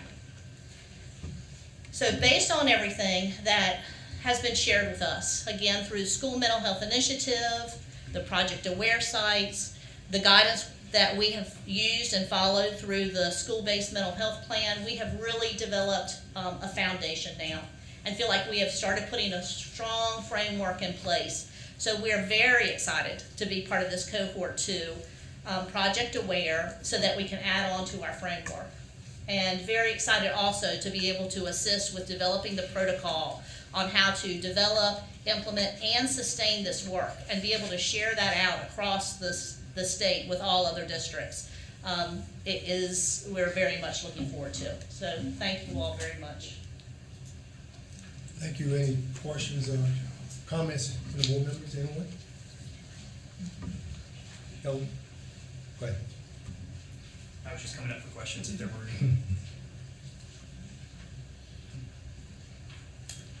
Thanks for your work. Mr. Chair, we'd like to move to the next item, action on first reading, be the COVID-19 temporary extension of ballot pre-participation examination. That'd be Ms. Allison Schaefer. Come forward. Good afternoon, board members. This is going to be very quick.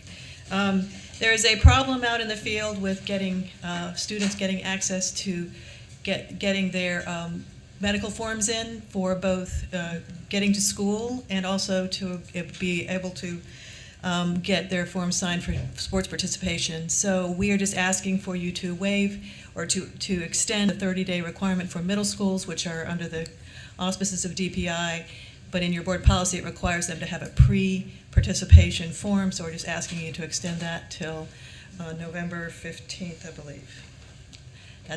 We would request your vote for that when it comes up tomorrow, without any questions. Any questions, gentlemen?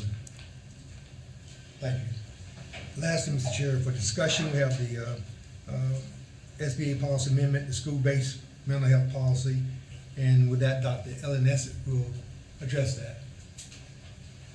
Good afternoon, Chairman Davis, Superintendent Truitt, Treasurer Falwell, and board members. It's great to be here with you and to provide you a quick update.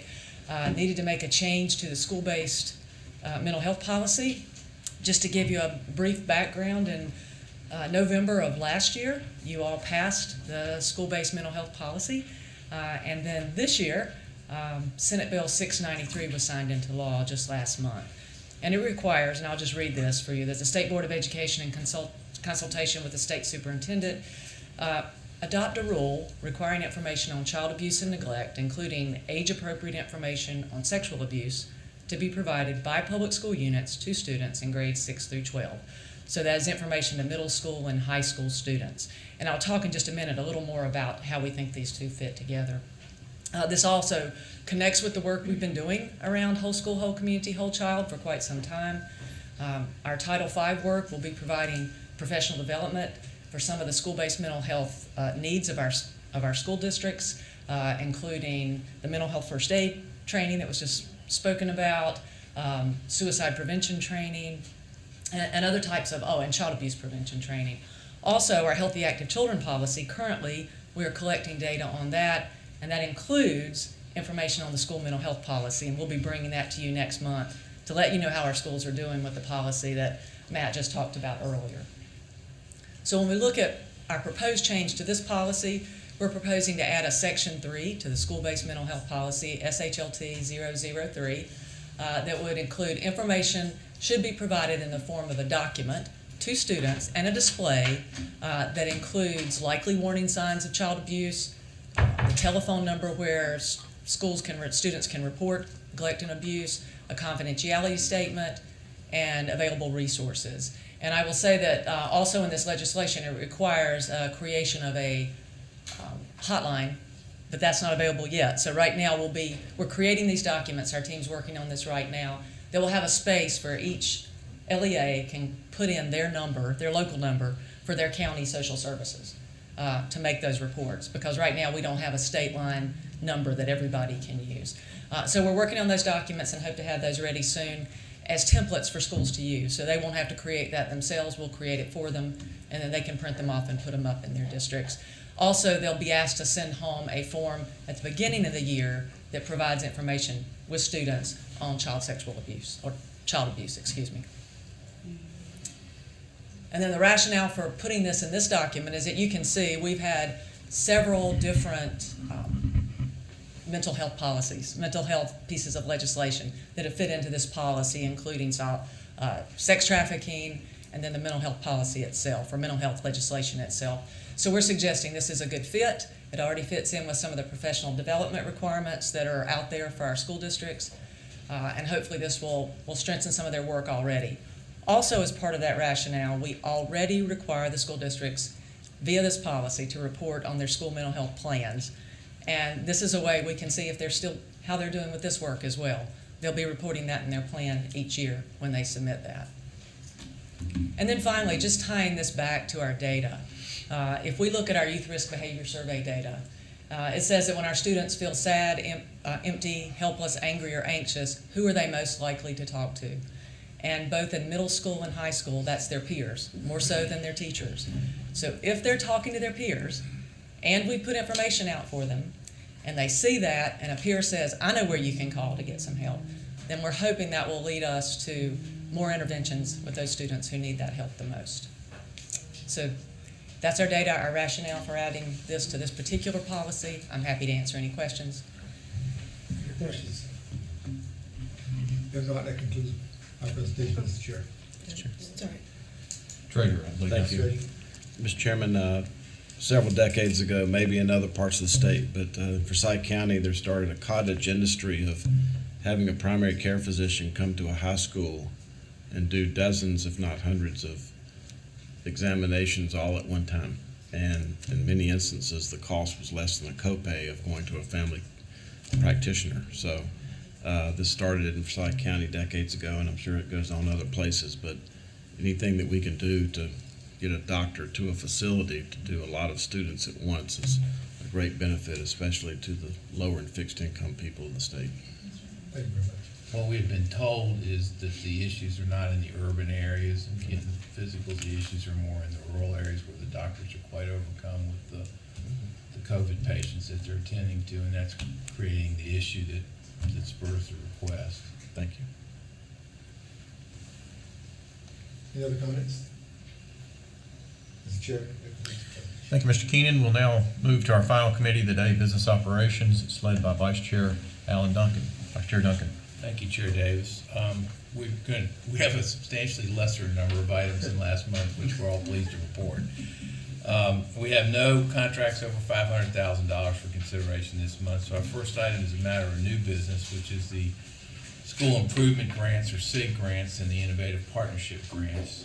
Dr. Townsend is here to report on this. This is a report of what's been occurring with respect to these grants over the course of time. The board had asked for that, and so Dr. Townsend is here to provide that for us today. Okay, I will just be starting us off today, but good afternoon, everyone. Excited to present to you today.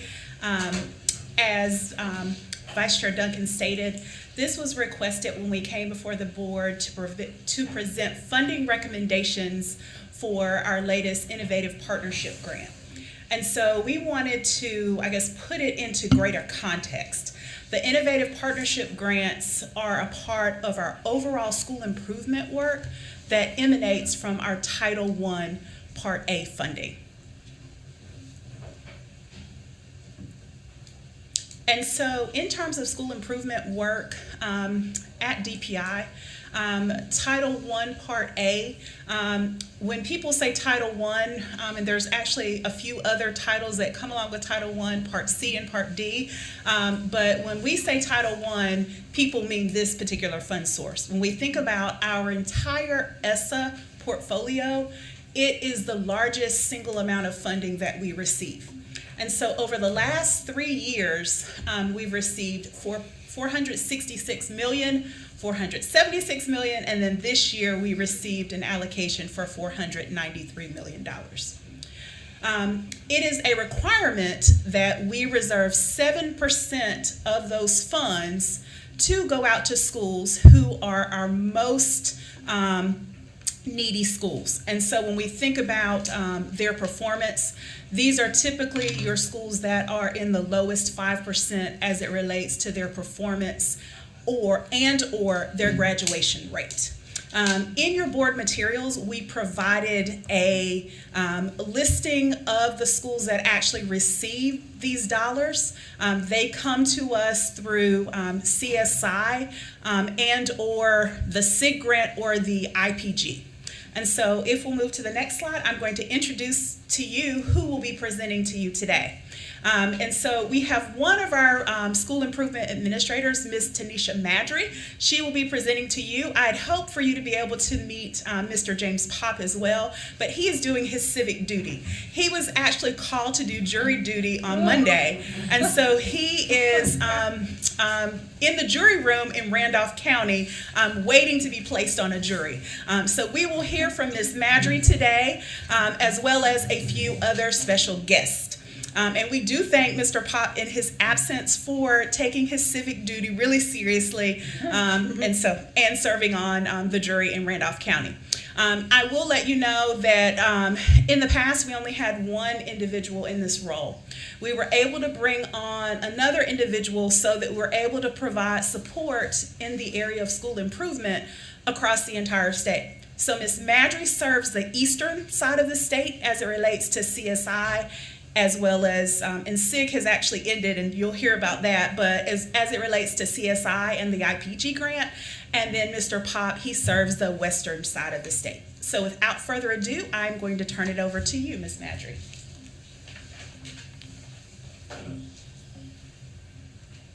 Good afternoon. Today I'll be providing a brief overview of the school improvement and with a focus on the following: the targeted support and improvement, comprehensive support and improvement, school improvement grant, and the innovative partnership grant. According to the North Carolina ESSA state plan, there's two categories of the targeted support and improvement. Those categories are consistently underperforming subgroups and the additional targeted support. Identification occurs every 3 years with a focus on the following subgroups, which are listed above.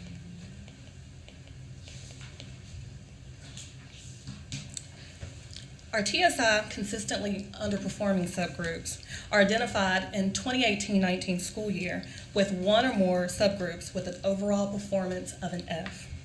This identification lasts for 3 years, and a new designation will occur in the 2021-2022 school year.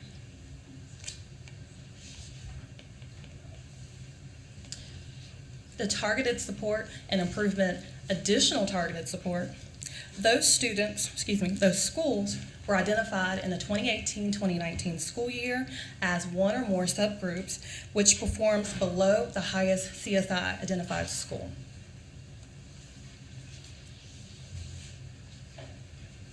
TSI schools required the submission of a comprehensive plan that addresses the student achievement and district supports and a plan to monitor school improvement. Additionally, TSI schools are required to share an annual parent letter home each year that describes the goals and strategies of student achievement and how parents can help at home.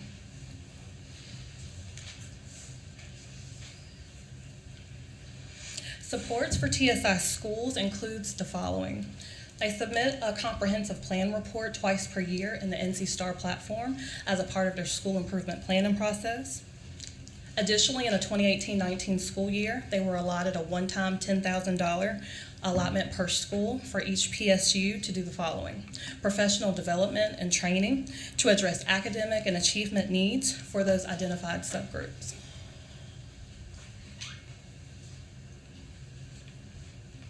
According to the North Carolina ESSA, the comprehensive and support and improvement has two categories as well: low performing and low graduation rate. CSI low performing schools were identified in the 2018-2019 school year as the bottom 5% lowest performing Title I schools. CSI low graduation rate schools were identified in the 2018-2019 school year as well. And those were any high school with a graduation rate less than 66.7%.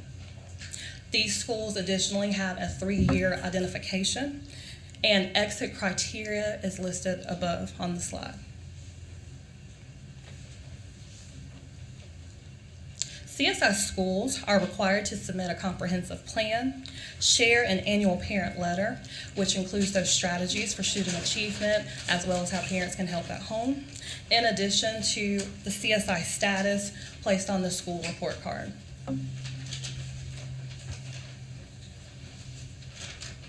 Supports for CSI schools include the submission of the NC STAR plan, the comprehensive plan report, in the NC STAR platform. Each school receives a formula grant with a $50,000 base allotment, which will increase this year to a $75,000 base allotment, in addition to additional allocations based on their ADM. CSI schools are supported with annual support visits with a cross-division approach here at DPI.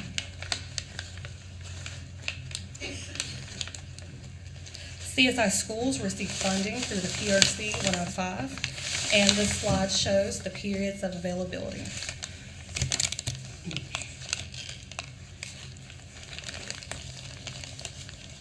According to the North Carolina ESSA, the School Improvement Grant was a 5-year competitive formula grant designed to improve overall student achievement for eligible CSI schools. There were 19 CSI schools that were awarded the SIG grant, and they had to commit to using one of the federally required intervention models listed on the slide above.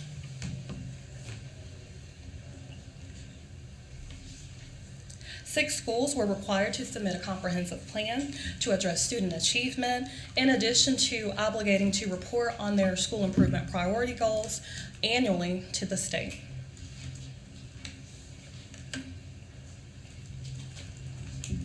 Supports for 6 schools includes the following: the submission of the comprehensive plan report and the NC STAR platform as a part of their school improvement planning process, a renewable up to $500,000 allotment for up to 5 years, in addition to the federal program school improvement team providing annual support visits twice per year, annual convenings twice per year, and technical assistance.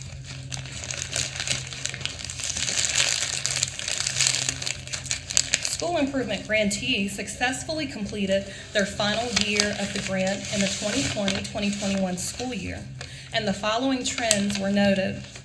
There was an overall decrease of discipline occurrences and in-school and out-of-school suspension over the 5-year period in the double-triple digits. In addition to 17 out of our 19 SIG schools reported an increase of their staff attendance and teacher retention. Significant achievements noted includes that they met or exceeded expected growth in the 5-year period, if not consecutively, a transformation of their school culture and their climate, and meeting and or sustaining their school improvement priority goals that were set according to their SIG grant.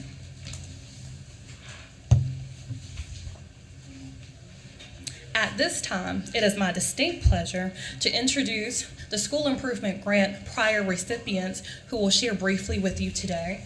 Dr. Patrice Faison, Executive Leadership Coach for Wayne County Schools, Dr. Michael Fuga, Principal of Neal Middle School in Durham County, and Dr. Edie Morris Bryant, former School Transformation Coach for Neal Middle School.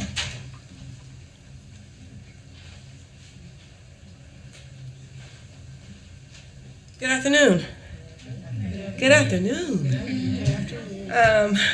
Well, thank you first for allowing me to share my SIG experience with you. I've been fortunate to lead 2 SIG schools. Both at the time were the lowest performing elementary schools in our state. First back in 2010 in Guilford County, and most recently in Wayne County. Both experiences were very different, rewarding, and challenging. Receiving SIG in each of these schools played a significant role in my leadership. It allowed teachers and staff to be supported in a number of ways and forced us to think outside the box. An example that immediately comes to mind was our dinner and data night. During this night, parents visited classrooms to review their child's data and learn about strategies to help their child at home. Following the data conferences, parents had their choice for dinner from one of our local food trucks. That was exciting. The attendance was over 400 for a school of approximately 450 students. Dare I say it was successful. SIG didn't only provide us with money, it provided us with creativity by changing our thinking. We worked closer with our community, created student and teacher book clubs, student government association, principals council, created reading ambassadors, student tutors, and recognized our students with yard signs for attendance and academic improvement, just to name a few. In addition to thinking outside the box and additional funding, SIG closely required frequent data monitoring. We noticed that a lot of the discussion had been around our student attendance, but little to none around our teacher attendance, which our data showed was an issue. We took immediate action by educating our staff, providing incentives, and monitoring progress. This led to a dramatic increase and along with greater ownership. My SIG experience also impacts my current role as an executive leadership coach in Wake County. It first gives me credibility with the principals that I serve and helps me to think differently about the way to serve them. It also helps my leadership by fully understanding what principals go through implementing a federal grant. That's different. I want to close by sharing my biggest lessons learned, and I want to make sure you hear this. My biggest lessons learned from leading turnaround schools and SIG schools. Develop other leaders to continue the work and build a community of learners. Their learning should not stop when you leave the door. Both of my SIG schools continue to flourish and move to even greater heights due to the leaders left behind and the community built. The work never stopped. It just improved. Thank you.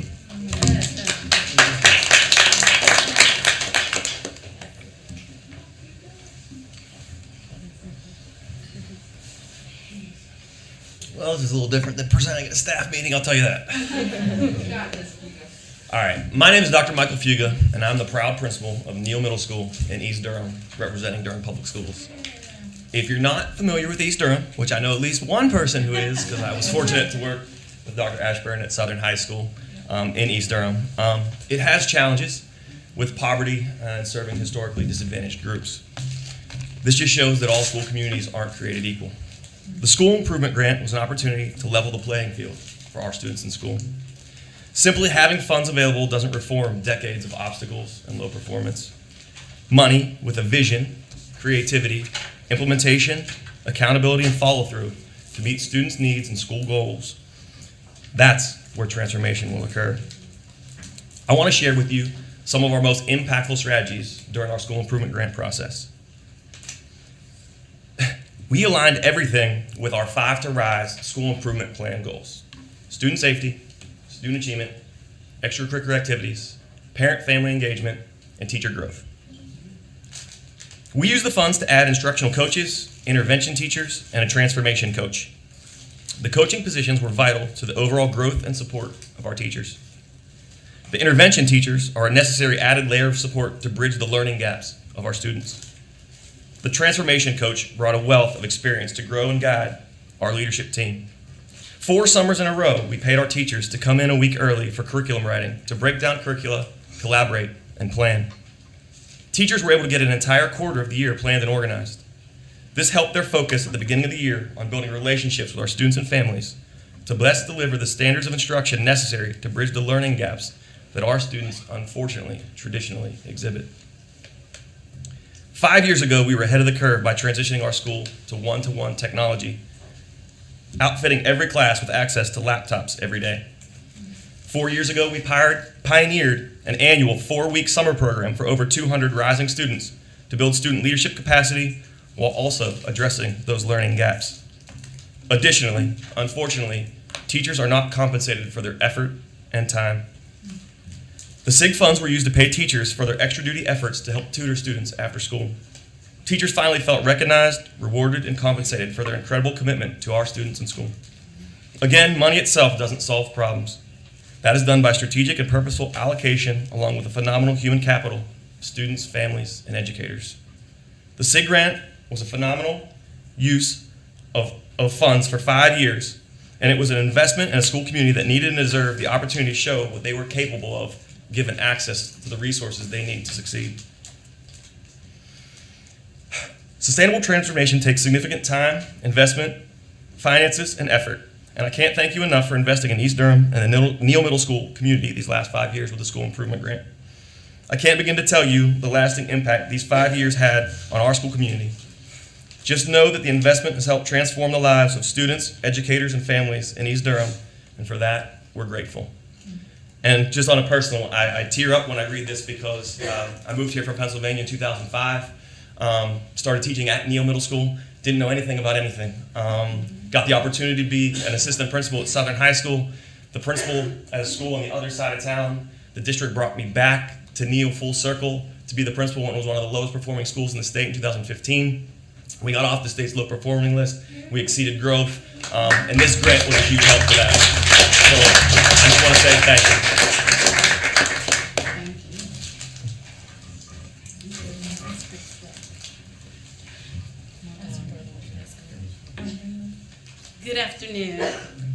name is Edie Morris Bryant, and I would like to thank you for the opportunity to share my experience as a SIG-funded school transformation coach at Neal Middle School.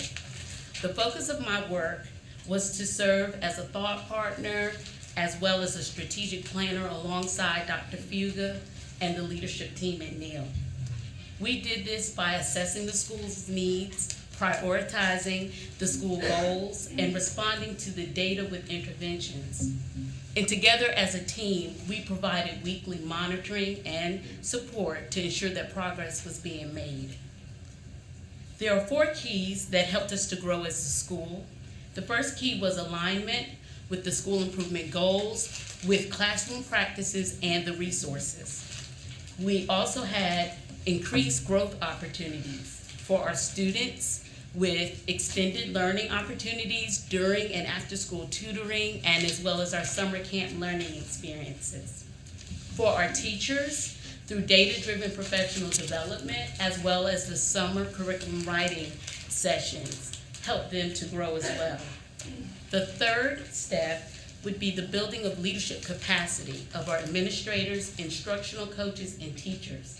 It was wonderful to see teachers move from receiving professional development to leading professional development. And the last important step was maintaining our momentum. A big part of keeping our momentum was documenting our journey. And we used NC STAR effectively in order to tell our school's story. And by doing so, we were able to see the progress that we were making, but we also saw the plan ahead and the path forward. So having the positions, the instructional resources, and professional development, that served to help support the hard work of our students, our teachers, and administrators. However, at the end of the day, we know it's not about our job description, but it is about our heart description and the belief that all children deserve the very best. And it's from that belief that I think we were all able to grow as a school at Neal Middle School. Thank you so much for your time.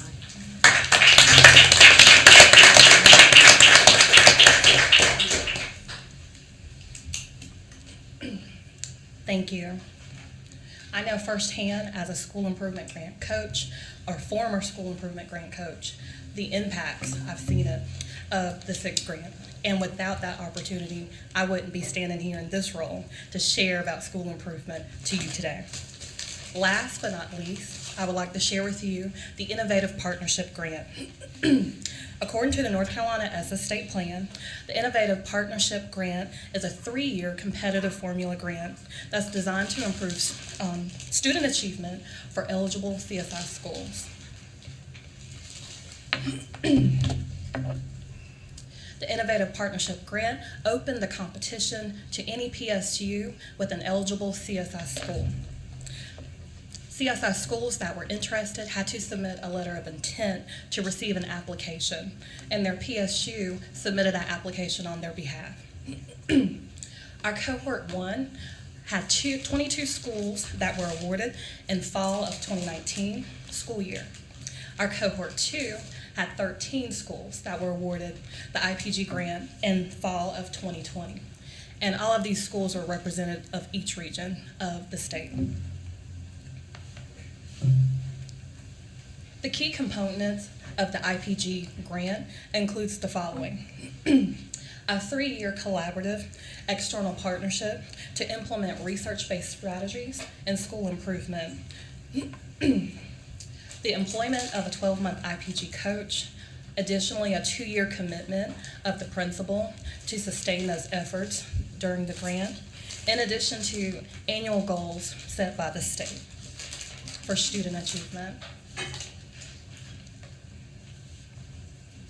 Last but not least, I would like to share the innovative grant partnership supports that we have in place. IPG schools are required to submit a comprehensive plan report in the NC STAR platform as a part of their school improvement planning process. In addition, each school is allotted up to $500,000 per year for 3 years. Our federal program school improvement team provides annual support site visits twice per year, convenings. We work with the UNCG Serve Center to provide additional supports in addition to technical assistance. And thank you. Do you have any questions? Thank you. I think everyone on this board is acutely aware of the fact that turning around schools is the most challenging, incredibly difficult, but incredibly important and rewarding work that is there for educators. We've had leadership in the department, and we've had 3 incredible education leaders speak to us today. We need to take advantage of the wealth of knowledge and the information they're providing and find ways to incorporate them into the work of the board as we work on trying to turn around our schools. And I know there may be a lot of questions we might like to ask. Our schedule is tight today, but I would like to renew an invitation, particularly with our Turnaround Schools group, to spend time more with these education leaders to help grow and advance the work that they're doing, and for us to take one moment to stop and thank them with the applause they deserve for the incredible work they're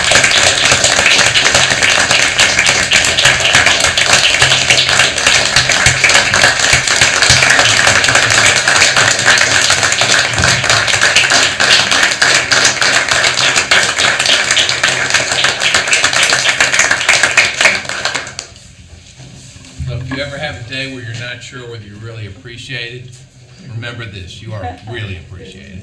Mr. Chairman, I heard one comment. Certainly, Mr. Keenan.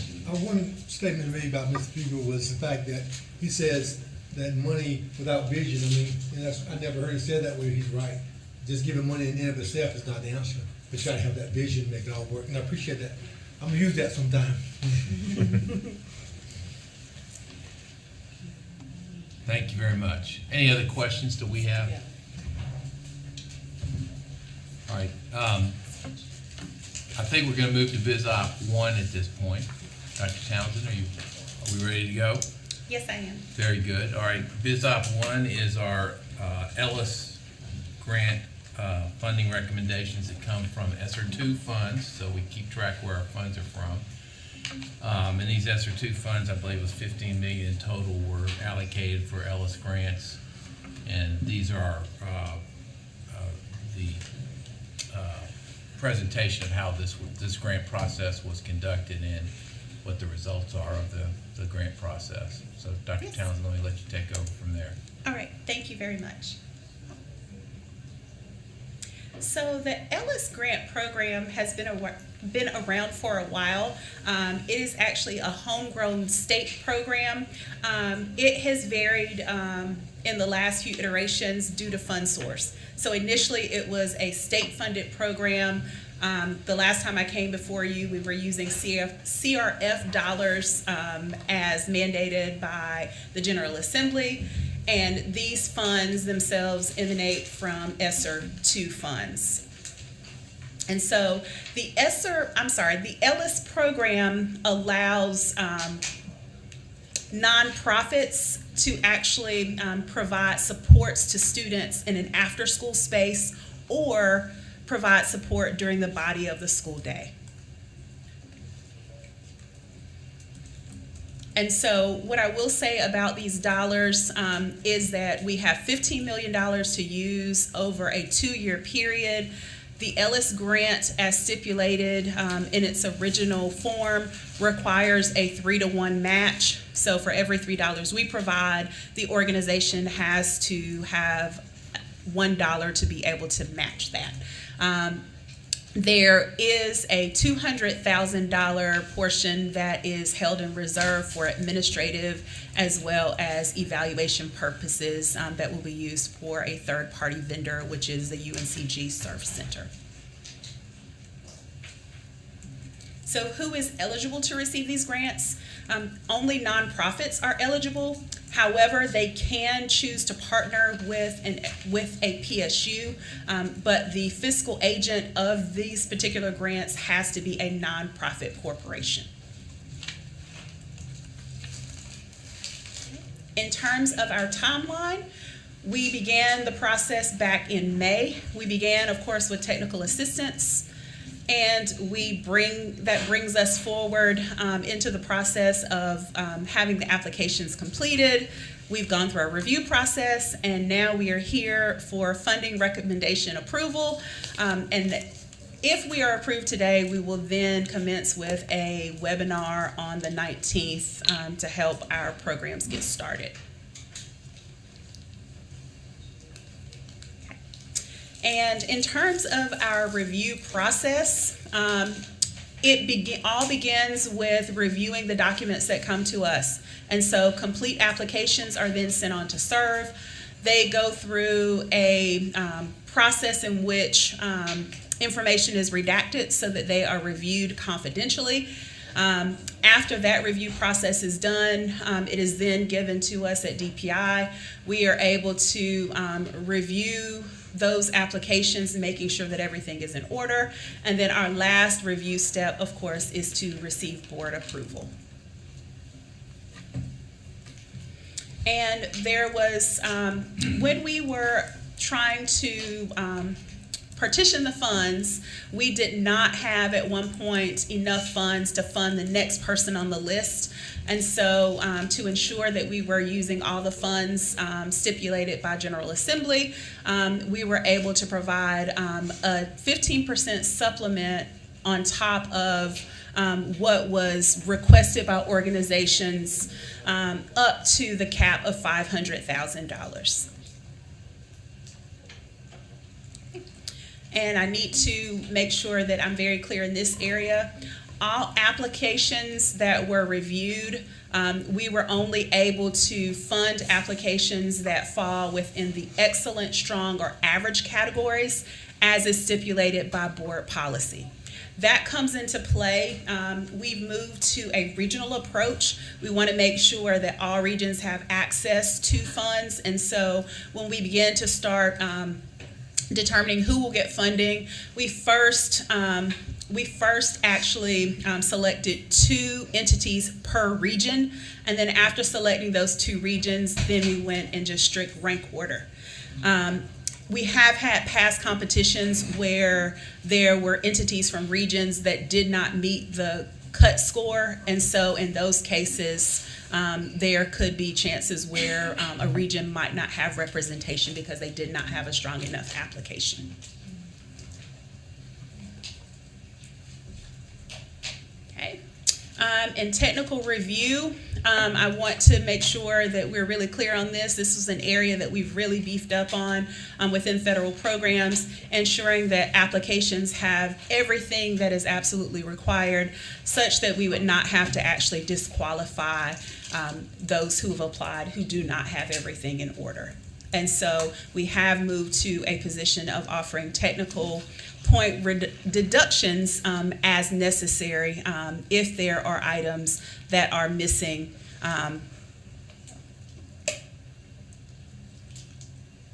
Okay. And then when we look at our regional, this is always the most popular slide. When we look at our regional display, of course, each region was assigned 2 applications or 2 slots before we went ahead and did the rank order. And so you will see every region having at least 2 applications recommended where possible if the score was high enough. We did have one region within the Northwest that did not apply, but I will say with the Northwest region, we see that they do not apply at the same rate when you look across all of our past grant competitions. We do have our program administrator, just for general federal programs, is going to really be working with that particular area to really drum up support and really help them think about seizing some of the opportunities that come forward. Okay. And then the last few slides just simply show you, well, this slide shows you the percentage that is actually allotted across each of the regions. And so you will see the lowest one is Western, coming in at 7%. However, they only had the 1 grant funded because the scores did not net themselves out to be in the competition. And then with the highest representation in the North Central at 34%. And then the next few slides just show you a listing of all of the grantees that we are recommending in rank order. And that concludes my presentation. Thank you very much. In particular, thank you for the very specific rubrics you've put in place to try to be fair to all regions and at the same time require the kind of information that is going to assure good use of the funding. So we're really appreciative about how you worked through this process, you and your colleagues, and put together such a fine process to work from and give a really good comfort level. So thank you for that. Are there any questions on these? All right, not hearing any. Thank you very much, Dr. Townsend. Now, I think we'll have a quick couple of items, I believe. Ms. Alexis Schaus is here on an SBE policy amendment relating to the, and this is a sort of an annual event, more or less, or sort of update with statutes anyway, modification to the school attendance and student accounting manual.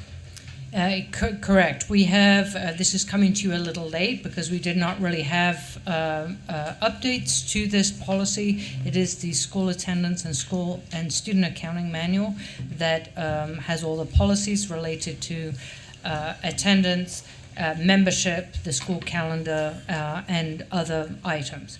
It is not only just policy, but it is also a compilation of the general statutes that apply to student accounting.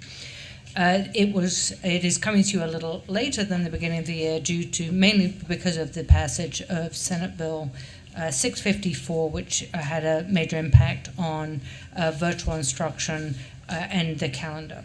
However, the changes that are presented before you for action on first read are related to Session Law 2021-9, which impacts the enrolling of students of military parents. It just provides additional information for or requirements for school districts when they are enrolling those students.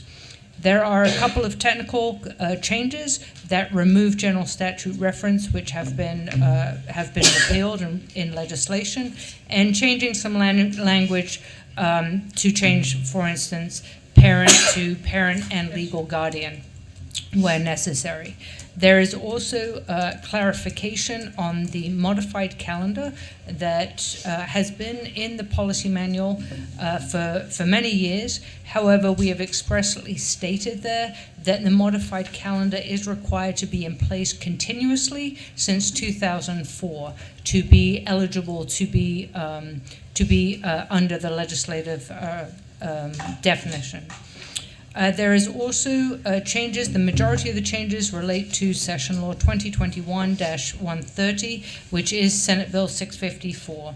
There is language included related to remote instruction, including the definition, the requirement of a remote instruction plan to be submitted by public school units, the maximum number of days that there can be remote instruction, and in what circumstances remote instruction may be used.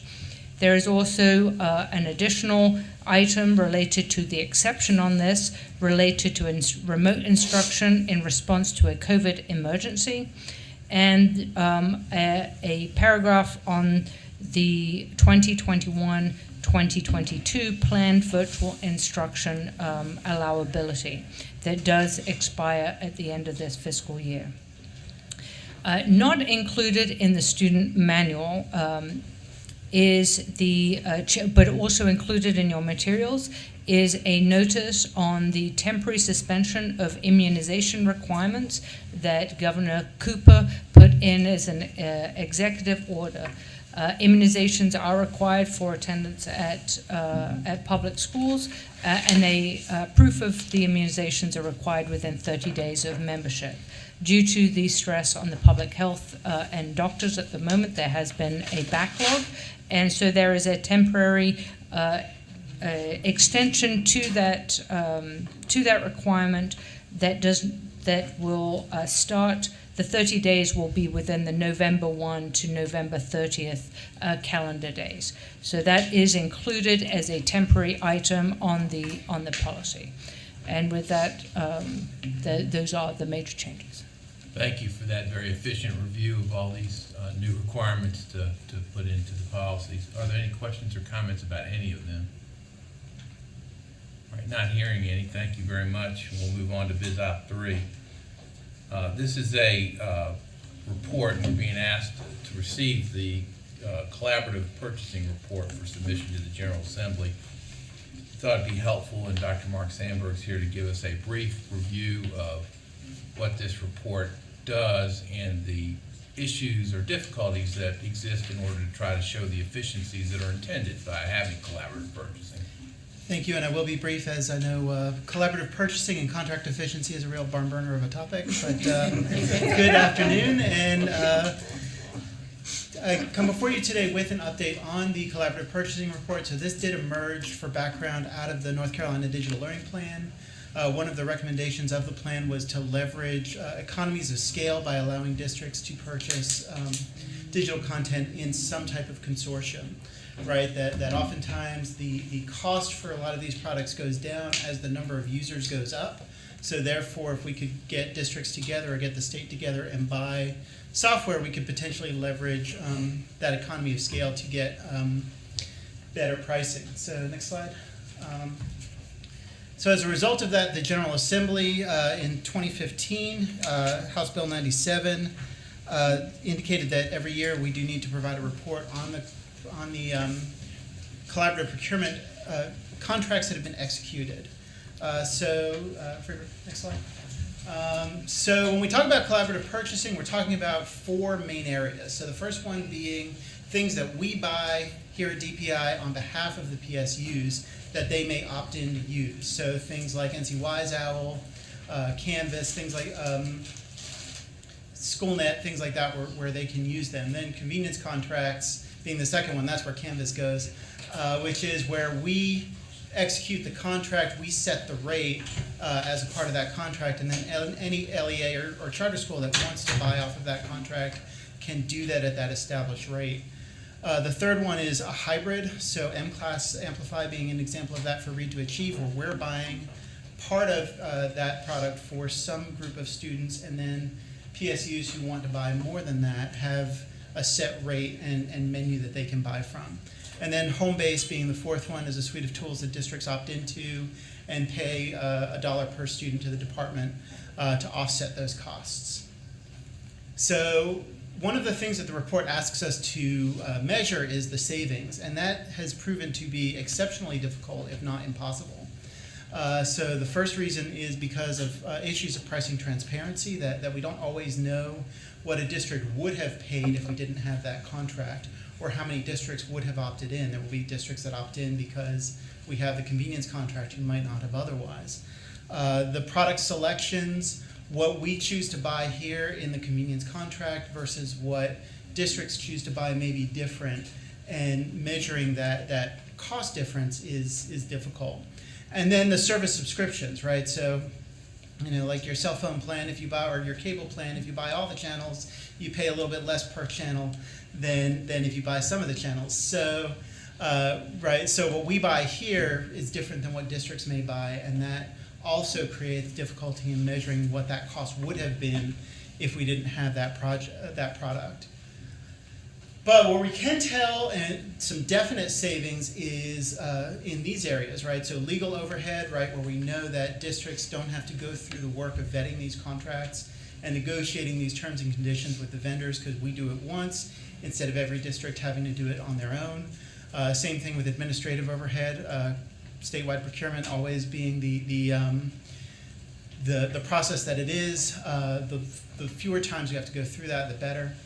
We do get consistency in what schools are using, which covers some of these items here. So when districts are using the same tools, if they work for the district, then districts can get together and form communities of practice around these tools. That helps when a teacher moves from one district to another, not having to redo training for a teacher who's coming in because they used a tool in another district, or we know how to support a tool when we set it up at the state level with all the integrations and the connections and the logins, because we have large numbers of districts using this one tool, so we can leverage some economies of scale in some of the administrative overhead that comes with some of these ed tech tools. So just a quick list of what's in this is all detailed out in the report. So these are the list of things that DPI provides. as a part of the contract. These are opt-in. Districts can choose to use them, choose to not. There are several of the things here: school connectivity, OER, Commons, IAM tool, that almost every LEA and charter school will use. Others less so. Next. Same thing with, we have a list of hybrid contracts ready to achieve the ERP, school business systems, digital literacy and math curricula. And then convenience contracts, where we have, these are things where the pricing is set and PSUs can opt in, and then the suite of home-based tools on the last slide. All right, so 2 years ago, the Friday Institute did, before COVID, a study on what the needs were for collaborative procurement as this grows. So their findings, funding flexibility, districts wanting to decide the content they use, so buying things that districts can opt into rather than opt out of. Districts want the feedback for the supplemental materials that they're using from other districts in particular. Digital content funding was primarily directed at supplemental resources. It will be interesting to see after COVID how that's changed. Teachers appreciate and insist on flexibility around the digital content that they're using in their classrooms. Before COVID, again, much of the content that districts report teachers using digital content had issues of alignment to grade level standards. And most districts didn't have a plan to select digital content and found that process exceedingly difficult, and were overwhelmed by what they currently have, and overwhelmed by the licenses and the number of different tools that a district may have or school may have. So some recommendations that came out of that report were vetting collaboratives where districts could get together and vet content, putting together a review portal like an Amazon ratings, Amazon review system, putting tools together for evaluating content like rubrics and resources, doing some sample contracting language so that the terms and conditions for state privacy, for integration, things like that were already written for districts and could be consistently just cut and pasted into contracts. Doing some consortium purchasing networks where districts could come together, and even if DPI didn't sponsor a contract, the districts, 10, 20, 30 districts who use a product could get together, bid out an RFP for it, and establish a contract among those districts who are interested in using it. And then continuing to leverage Go Open NC to share things that were created within the state. So the last thing that I'll share with you is the digital content RFI, which was an attempt, a very fast attempt. We put this together in maybe a week or two as a part of the COVID relief funding in late 2020, that first round of COVID relief funding, to allow vendors to indicate which tools that they had that were aligned to the curriculum, that aligned to security standards, accessibility standards, such that districts could get that information at a glance and have it available. So that was out. That was a step and a good data collection process to inform some of our future work in this area. Thank you, Dr. Sandberg. We're very focused on getting high-quality materials that match up with the needs of our students, and we also want to be efficient and effective in terms of how we go about procuring them. So I think this is a really important report, and I'm glad you have taken the time to guide us through it so we can try to continue to look at any metrics that show we're saving money, but just as importantly, metrics that show we're getting the right materials at the right place, at the right price, and at the right time. So thank you for that work that you're doing on this. Are there any questions or comments that people have? Any board members or advisors? All right, not hearing any, thank you very much. Everyone will be very upset to know that BizOp 4 will be delayed to a meeting likely sometime between this meeting and our November meeting, but as you get over your disappointment, we'll move forward. Executed contracts report and planned contracts report, have heard no questions about either of those, so I'm assuming there are none, and we'll keep moving forward unless someone stops me. Not yet being stopped. Going to go to requested updates.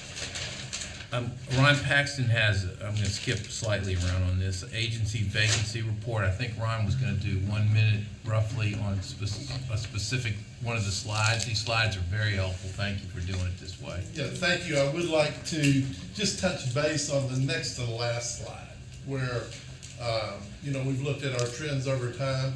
Again, our number of vacancies looks like it's going up, but that's because we've continued to add positions. And one of the things I'm really pleased with is looking at our vacancies over a year old. That's continuing to go down. And I wanted to take just a minute. We've got, at this point, 20 vacancies over a year old. 4 of those have been filled. The butts aren't in the seats yet, but they've been filled. And we don't really count them as a confirmed fill until they get in the seat.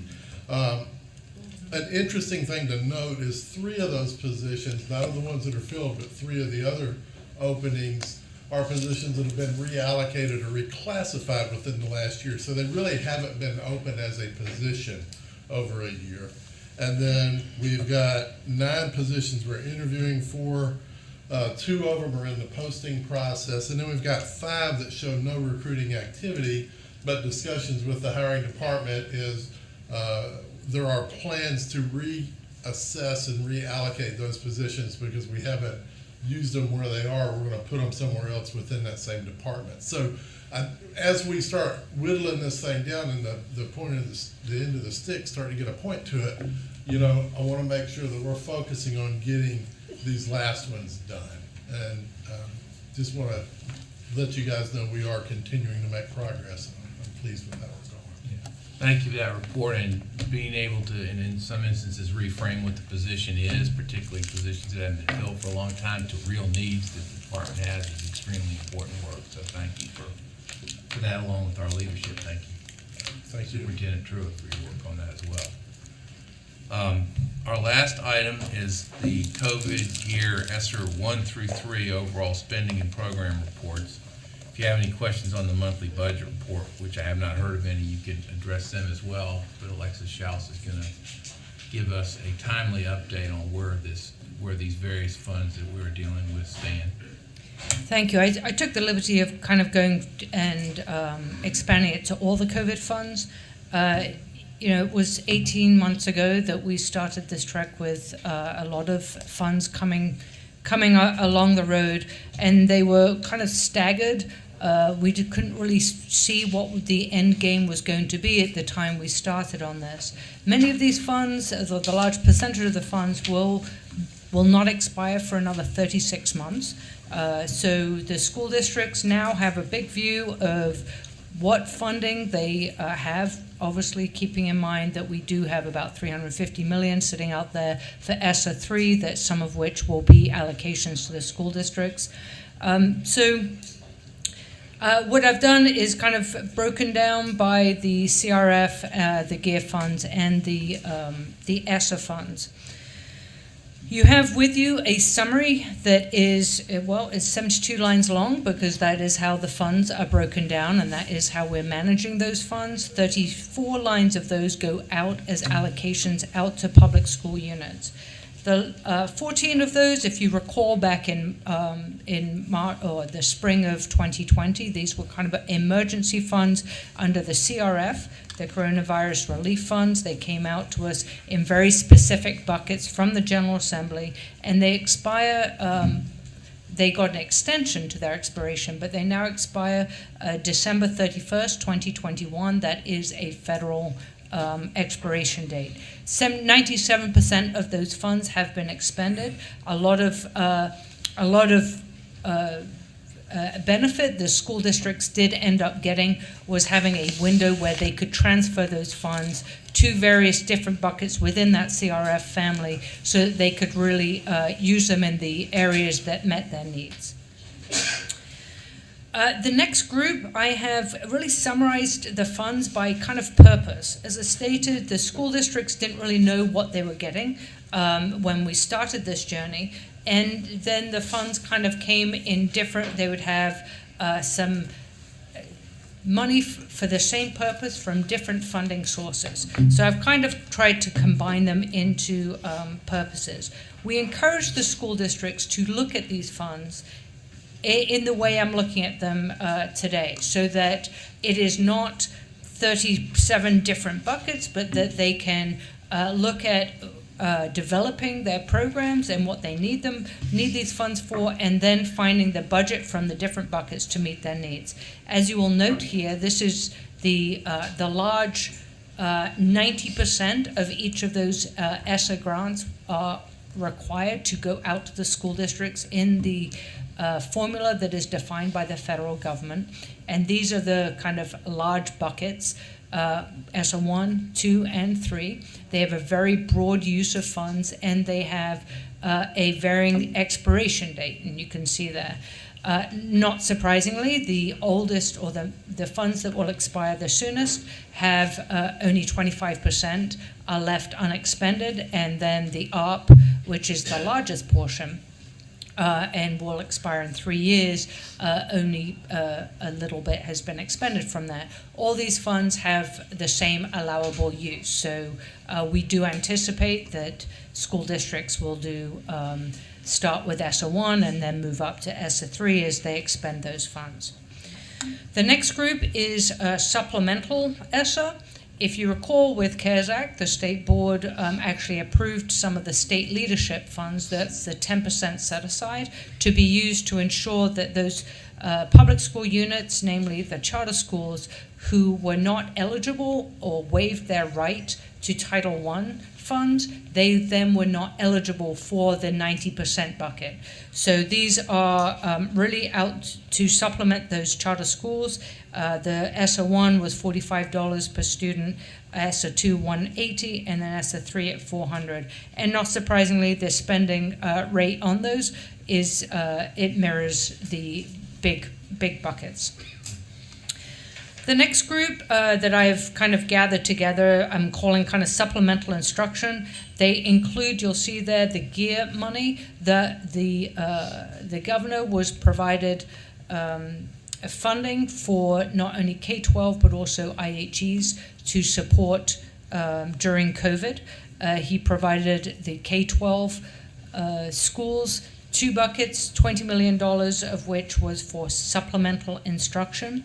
And those funds were with CARES Act, so they expire in 2022. The iCares was grants that were for partnership with community people, community entities, nonprofits, to support school districts for those students that were at home and receiving remote learning and may not have had supervision.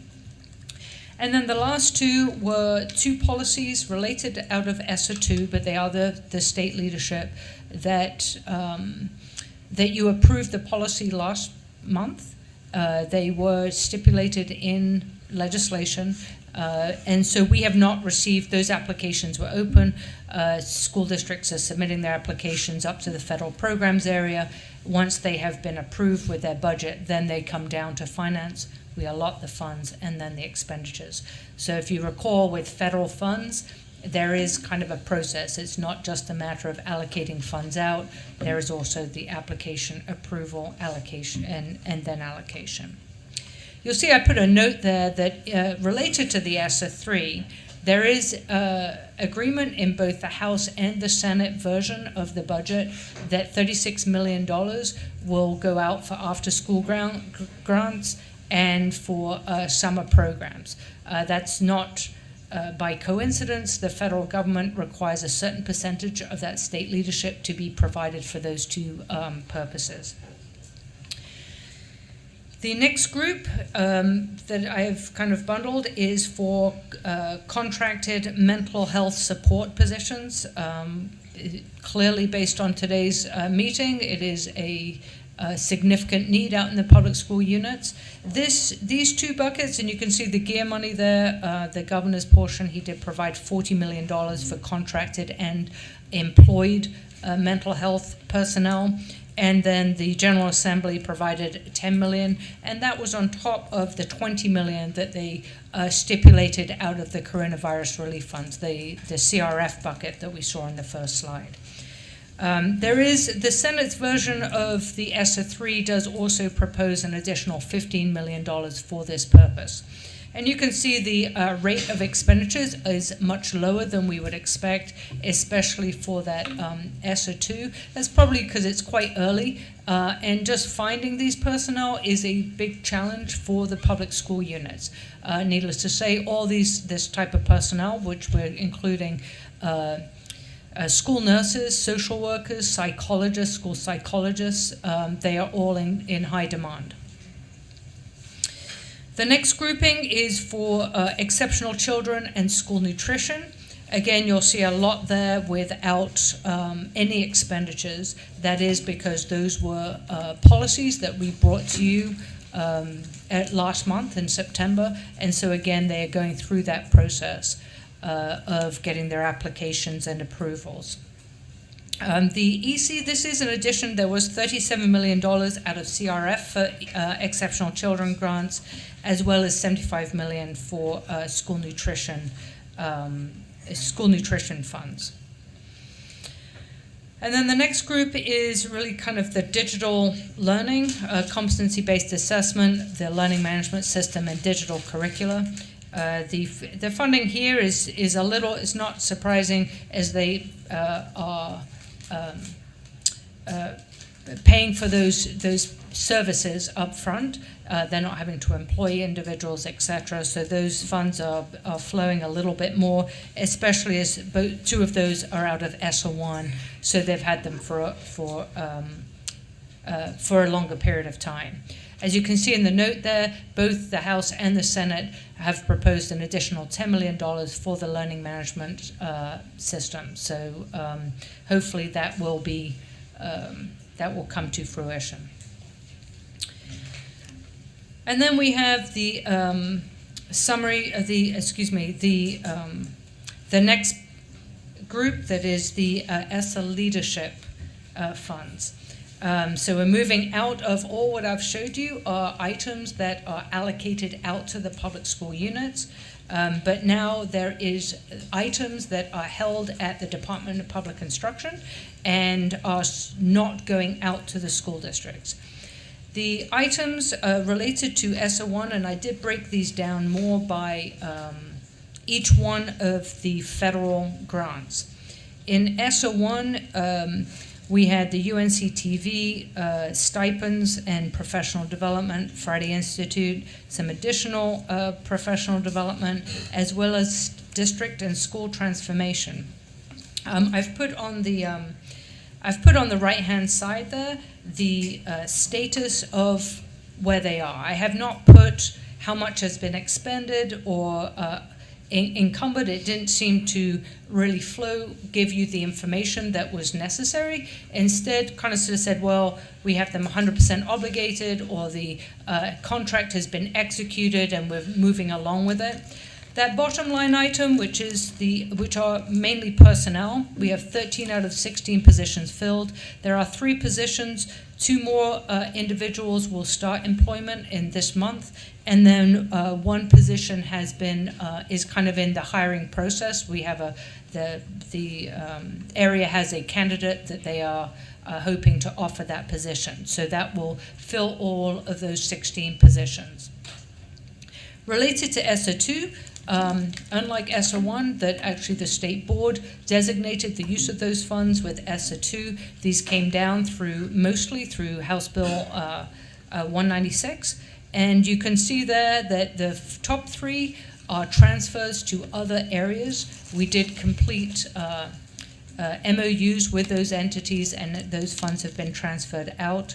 The residential schools are working on those applications to ensure that we are in compliance with the federal requirements of having a plan before you spend those funds. And then the bottom 2 items, we do have those contracts executed, and they are on their way. Additionally, with ESSA 2, we have the cybersecurity program. This was $9 million for cybersecurity. The plan is being developed at the department, and then that will proceed to the next level. With the $1 million for the contract for the statewide assessment, that contract has been executed with Accenture and is also being completed. The letters, which we are all very familiar with, that contract has been executed, and we are those cohorts for that training are being they have been designated. And then we have the virtual public schools. They did have their summer extension services. Approximately half of the funds were expended, and they are looking to utilize those funds for the next coming year. with the Leandro, the Harvard partnership with staff, and you can see the status there that there is a position. The MOU was executed, and then the contract is pending on that dashboard. There is additional funding related to ESSA 2, which was part of BizOp 4, which the board will be addressing at a later date. So what is outstanding? Apart from those ESSA 2 items, we do have ESSA 3. These are with the General Assembly. They are in part of the budget process. I have identified these 3 items, and I've already kind of addressed them. The Senate and the House are in agreement on those. The language is the same. And so we are we're kind of preparing for that to become law when we do have that final legislative document. The next items I am not going to go through. It kind of shows you what the Senate and the House are thinking, what they're proposing related to those ESSA 3 leadership funds. There is one other item that is in agreement, and that is the science of reading item that is in those that you can see listed there. So those are all the COVID funds. I do want to just state that it does not include the EANS program, which it relates to private schools. And I do think that to make sure that this is a full disclosure, these are funds that came to the governor's office from the federal government to provide reimbursement and procurement for private schools. The Department of Public Instruction, by federal law, is the administrator of the program.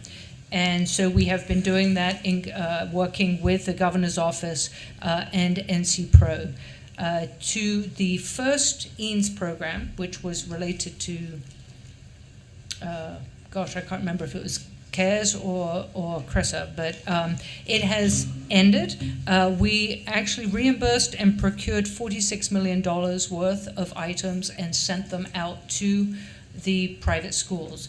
We were not permitted to allocate funds out to the private schools. We actually had to receive those procurement requests here at the department and then procure them on their behalf and send them to them. That was the requirement, as well as reimbursements. There is an EANS 2 that we are also required to administer. So we are, again, obviously working with the governor's office and NC Pro in starting that program up. We do have information on our FBS website. I provided you, as I said, the status, the summary of all those line items, and I do try and keep up to date kind of on a monthly basis on the status of those funds. But I also put out there the allocations as well as the expenditures by public school unit for every one of those line items. So you can go onto our website, you can see not only how much they have expended, but how they're expending them. So how much they are expending out of their ESSA funds on computers versus teachers and tutors, etc. We have that in 2 formats. We have it in an Excel workbook to make it, as some people are comfortable with that, and we also have it in kind of more of a visualization dashboard type system out there for you. So if you're not comfortable with that, we also have a specific kind of a special edition of our allotment policy manual, which provides more detail on each one of these items. Moving rapidly up the New York Times bestseller list, I hear.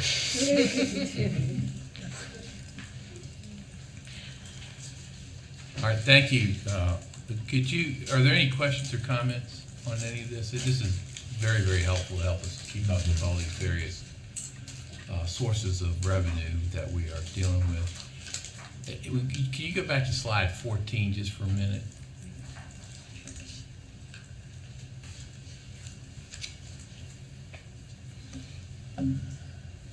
I think when you got to this one, you said, and maybe I misunderstood it, and probably did, but that these were ESSER two funds that the board had administered from the 10%. I know the board administered the ESSER one, but these were by statute, not by the board, right? Correct. I think when I was on this slide, what I hope I said was, unlike with ESSER 1 that the board had designated the use of funds, these are from ESSER 2, the majority of which was stipulated in House Bill 196. So that was true for ESSER 2 and maybe true for ESSER 3, depending upon the budget forthcoming. Correct. All right, you mentioned administering for the private school funds that have been designated, and obviously there's administration that goes with these ESSER 2 and ESSER 3 funds. Do we have adequate money that's been allocated to the department to be able to properly do the oversight administration work, which is immense for those not familiar with it?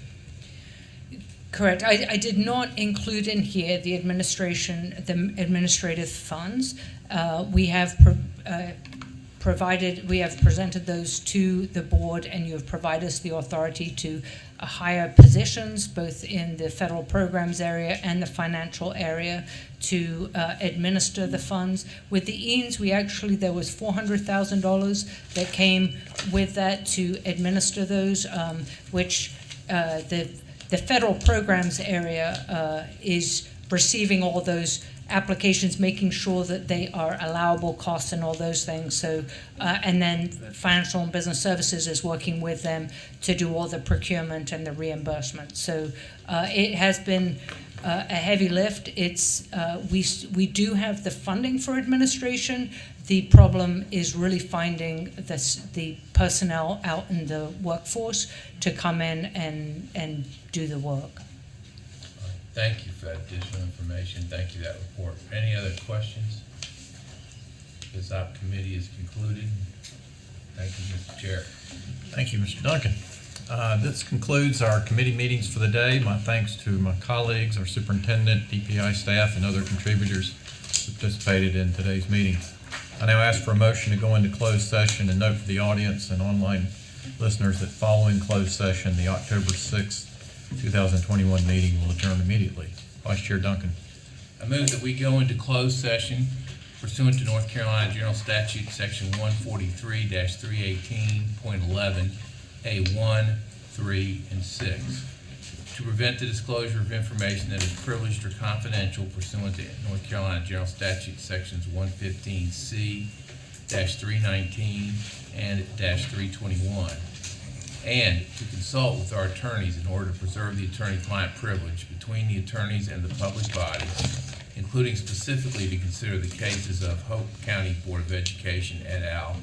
Versus the State of North Carolina, Candy Wood versus the Department of Public Instruction, State versus Minnick, KBB by and through his parents, KB and MB, versus Durham Public Schools Board of Education and the North Carolina Department of Public Instruction, and In Ray Bridges Educational Foundation, Inc.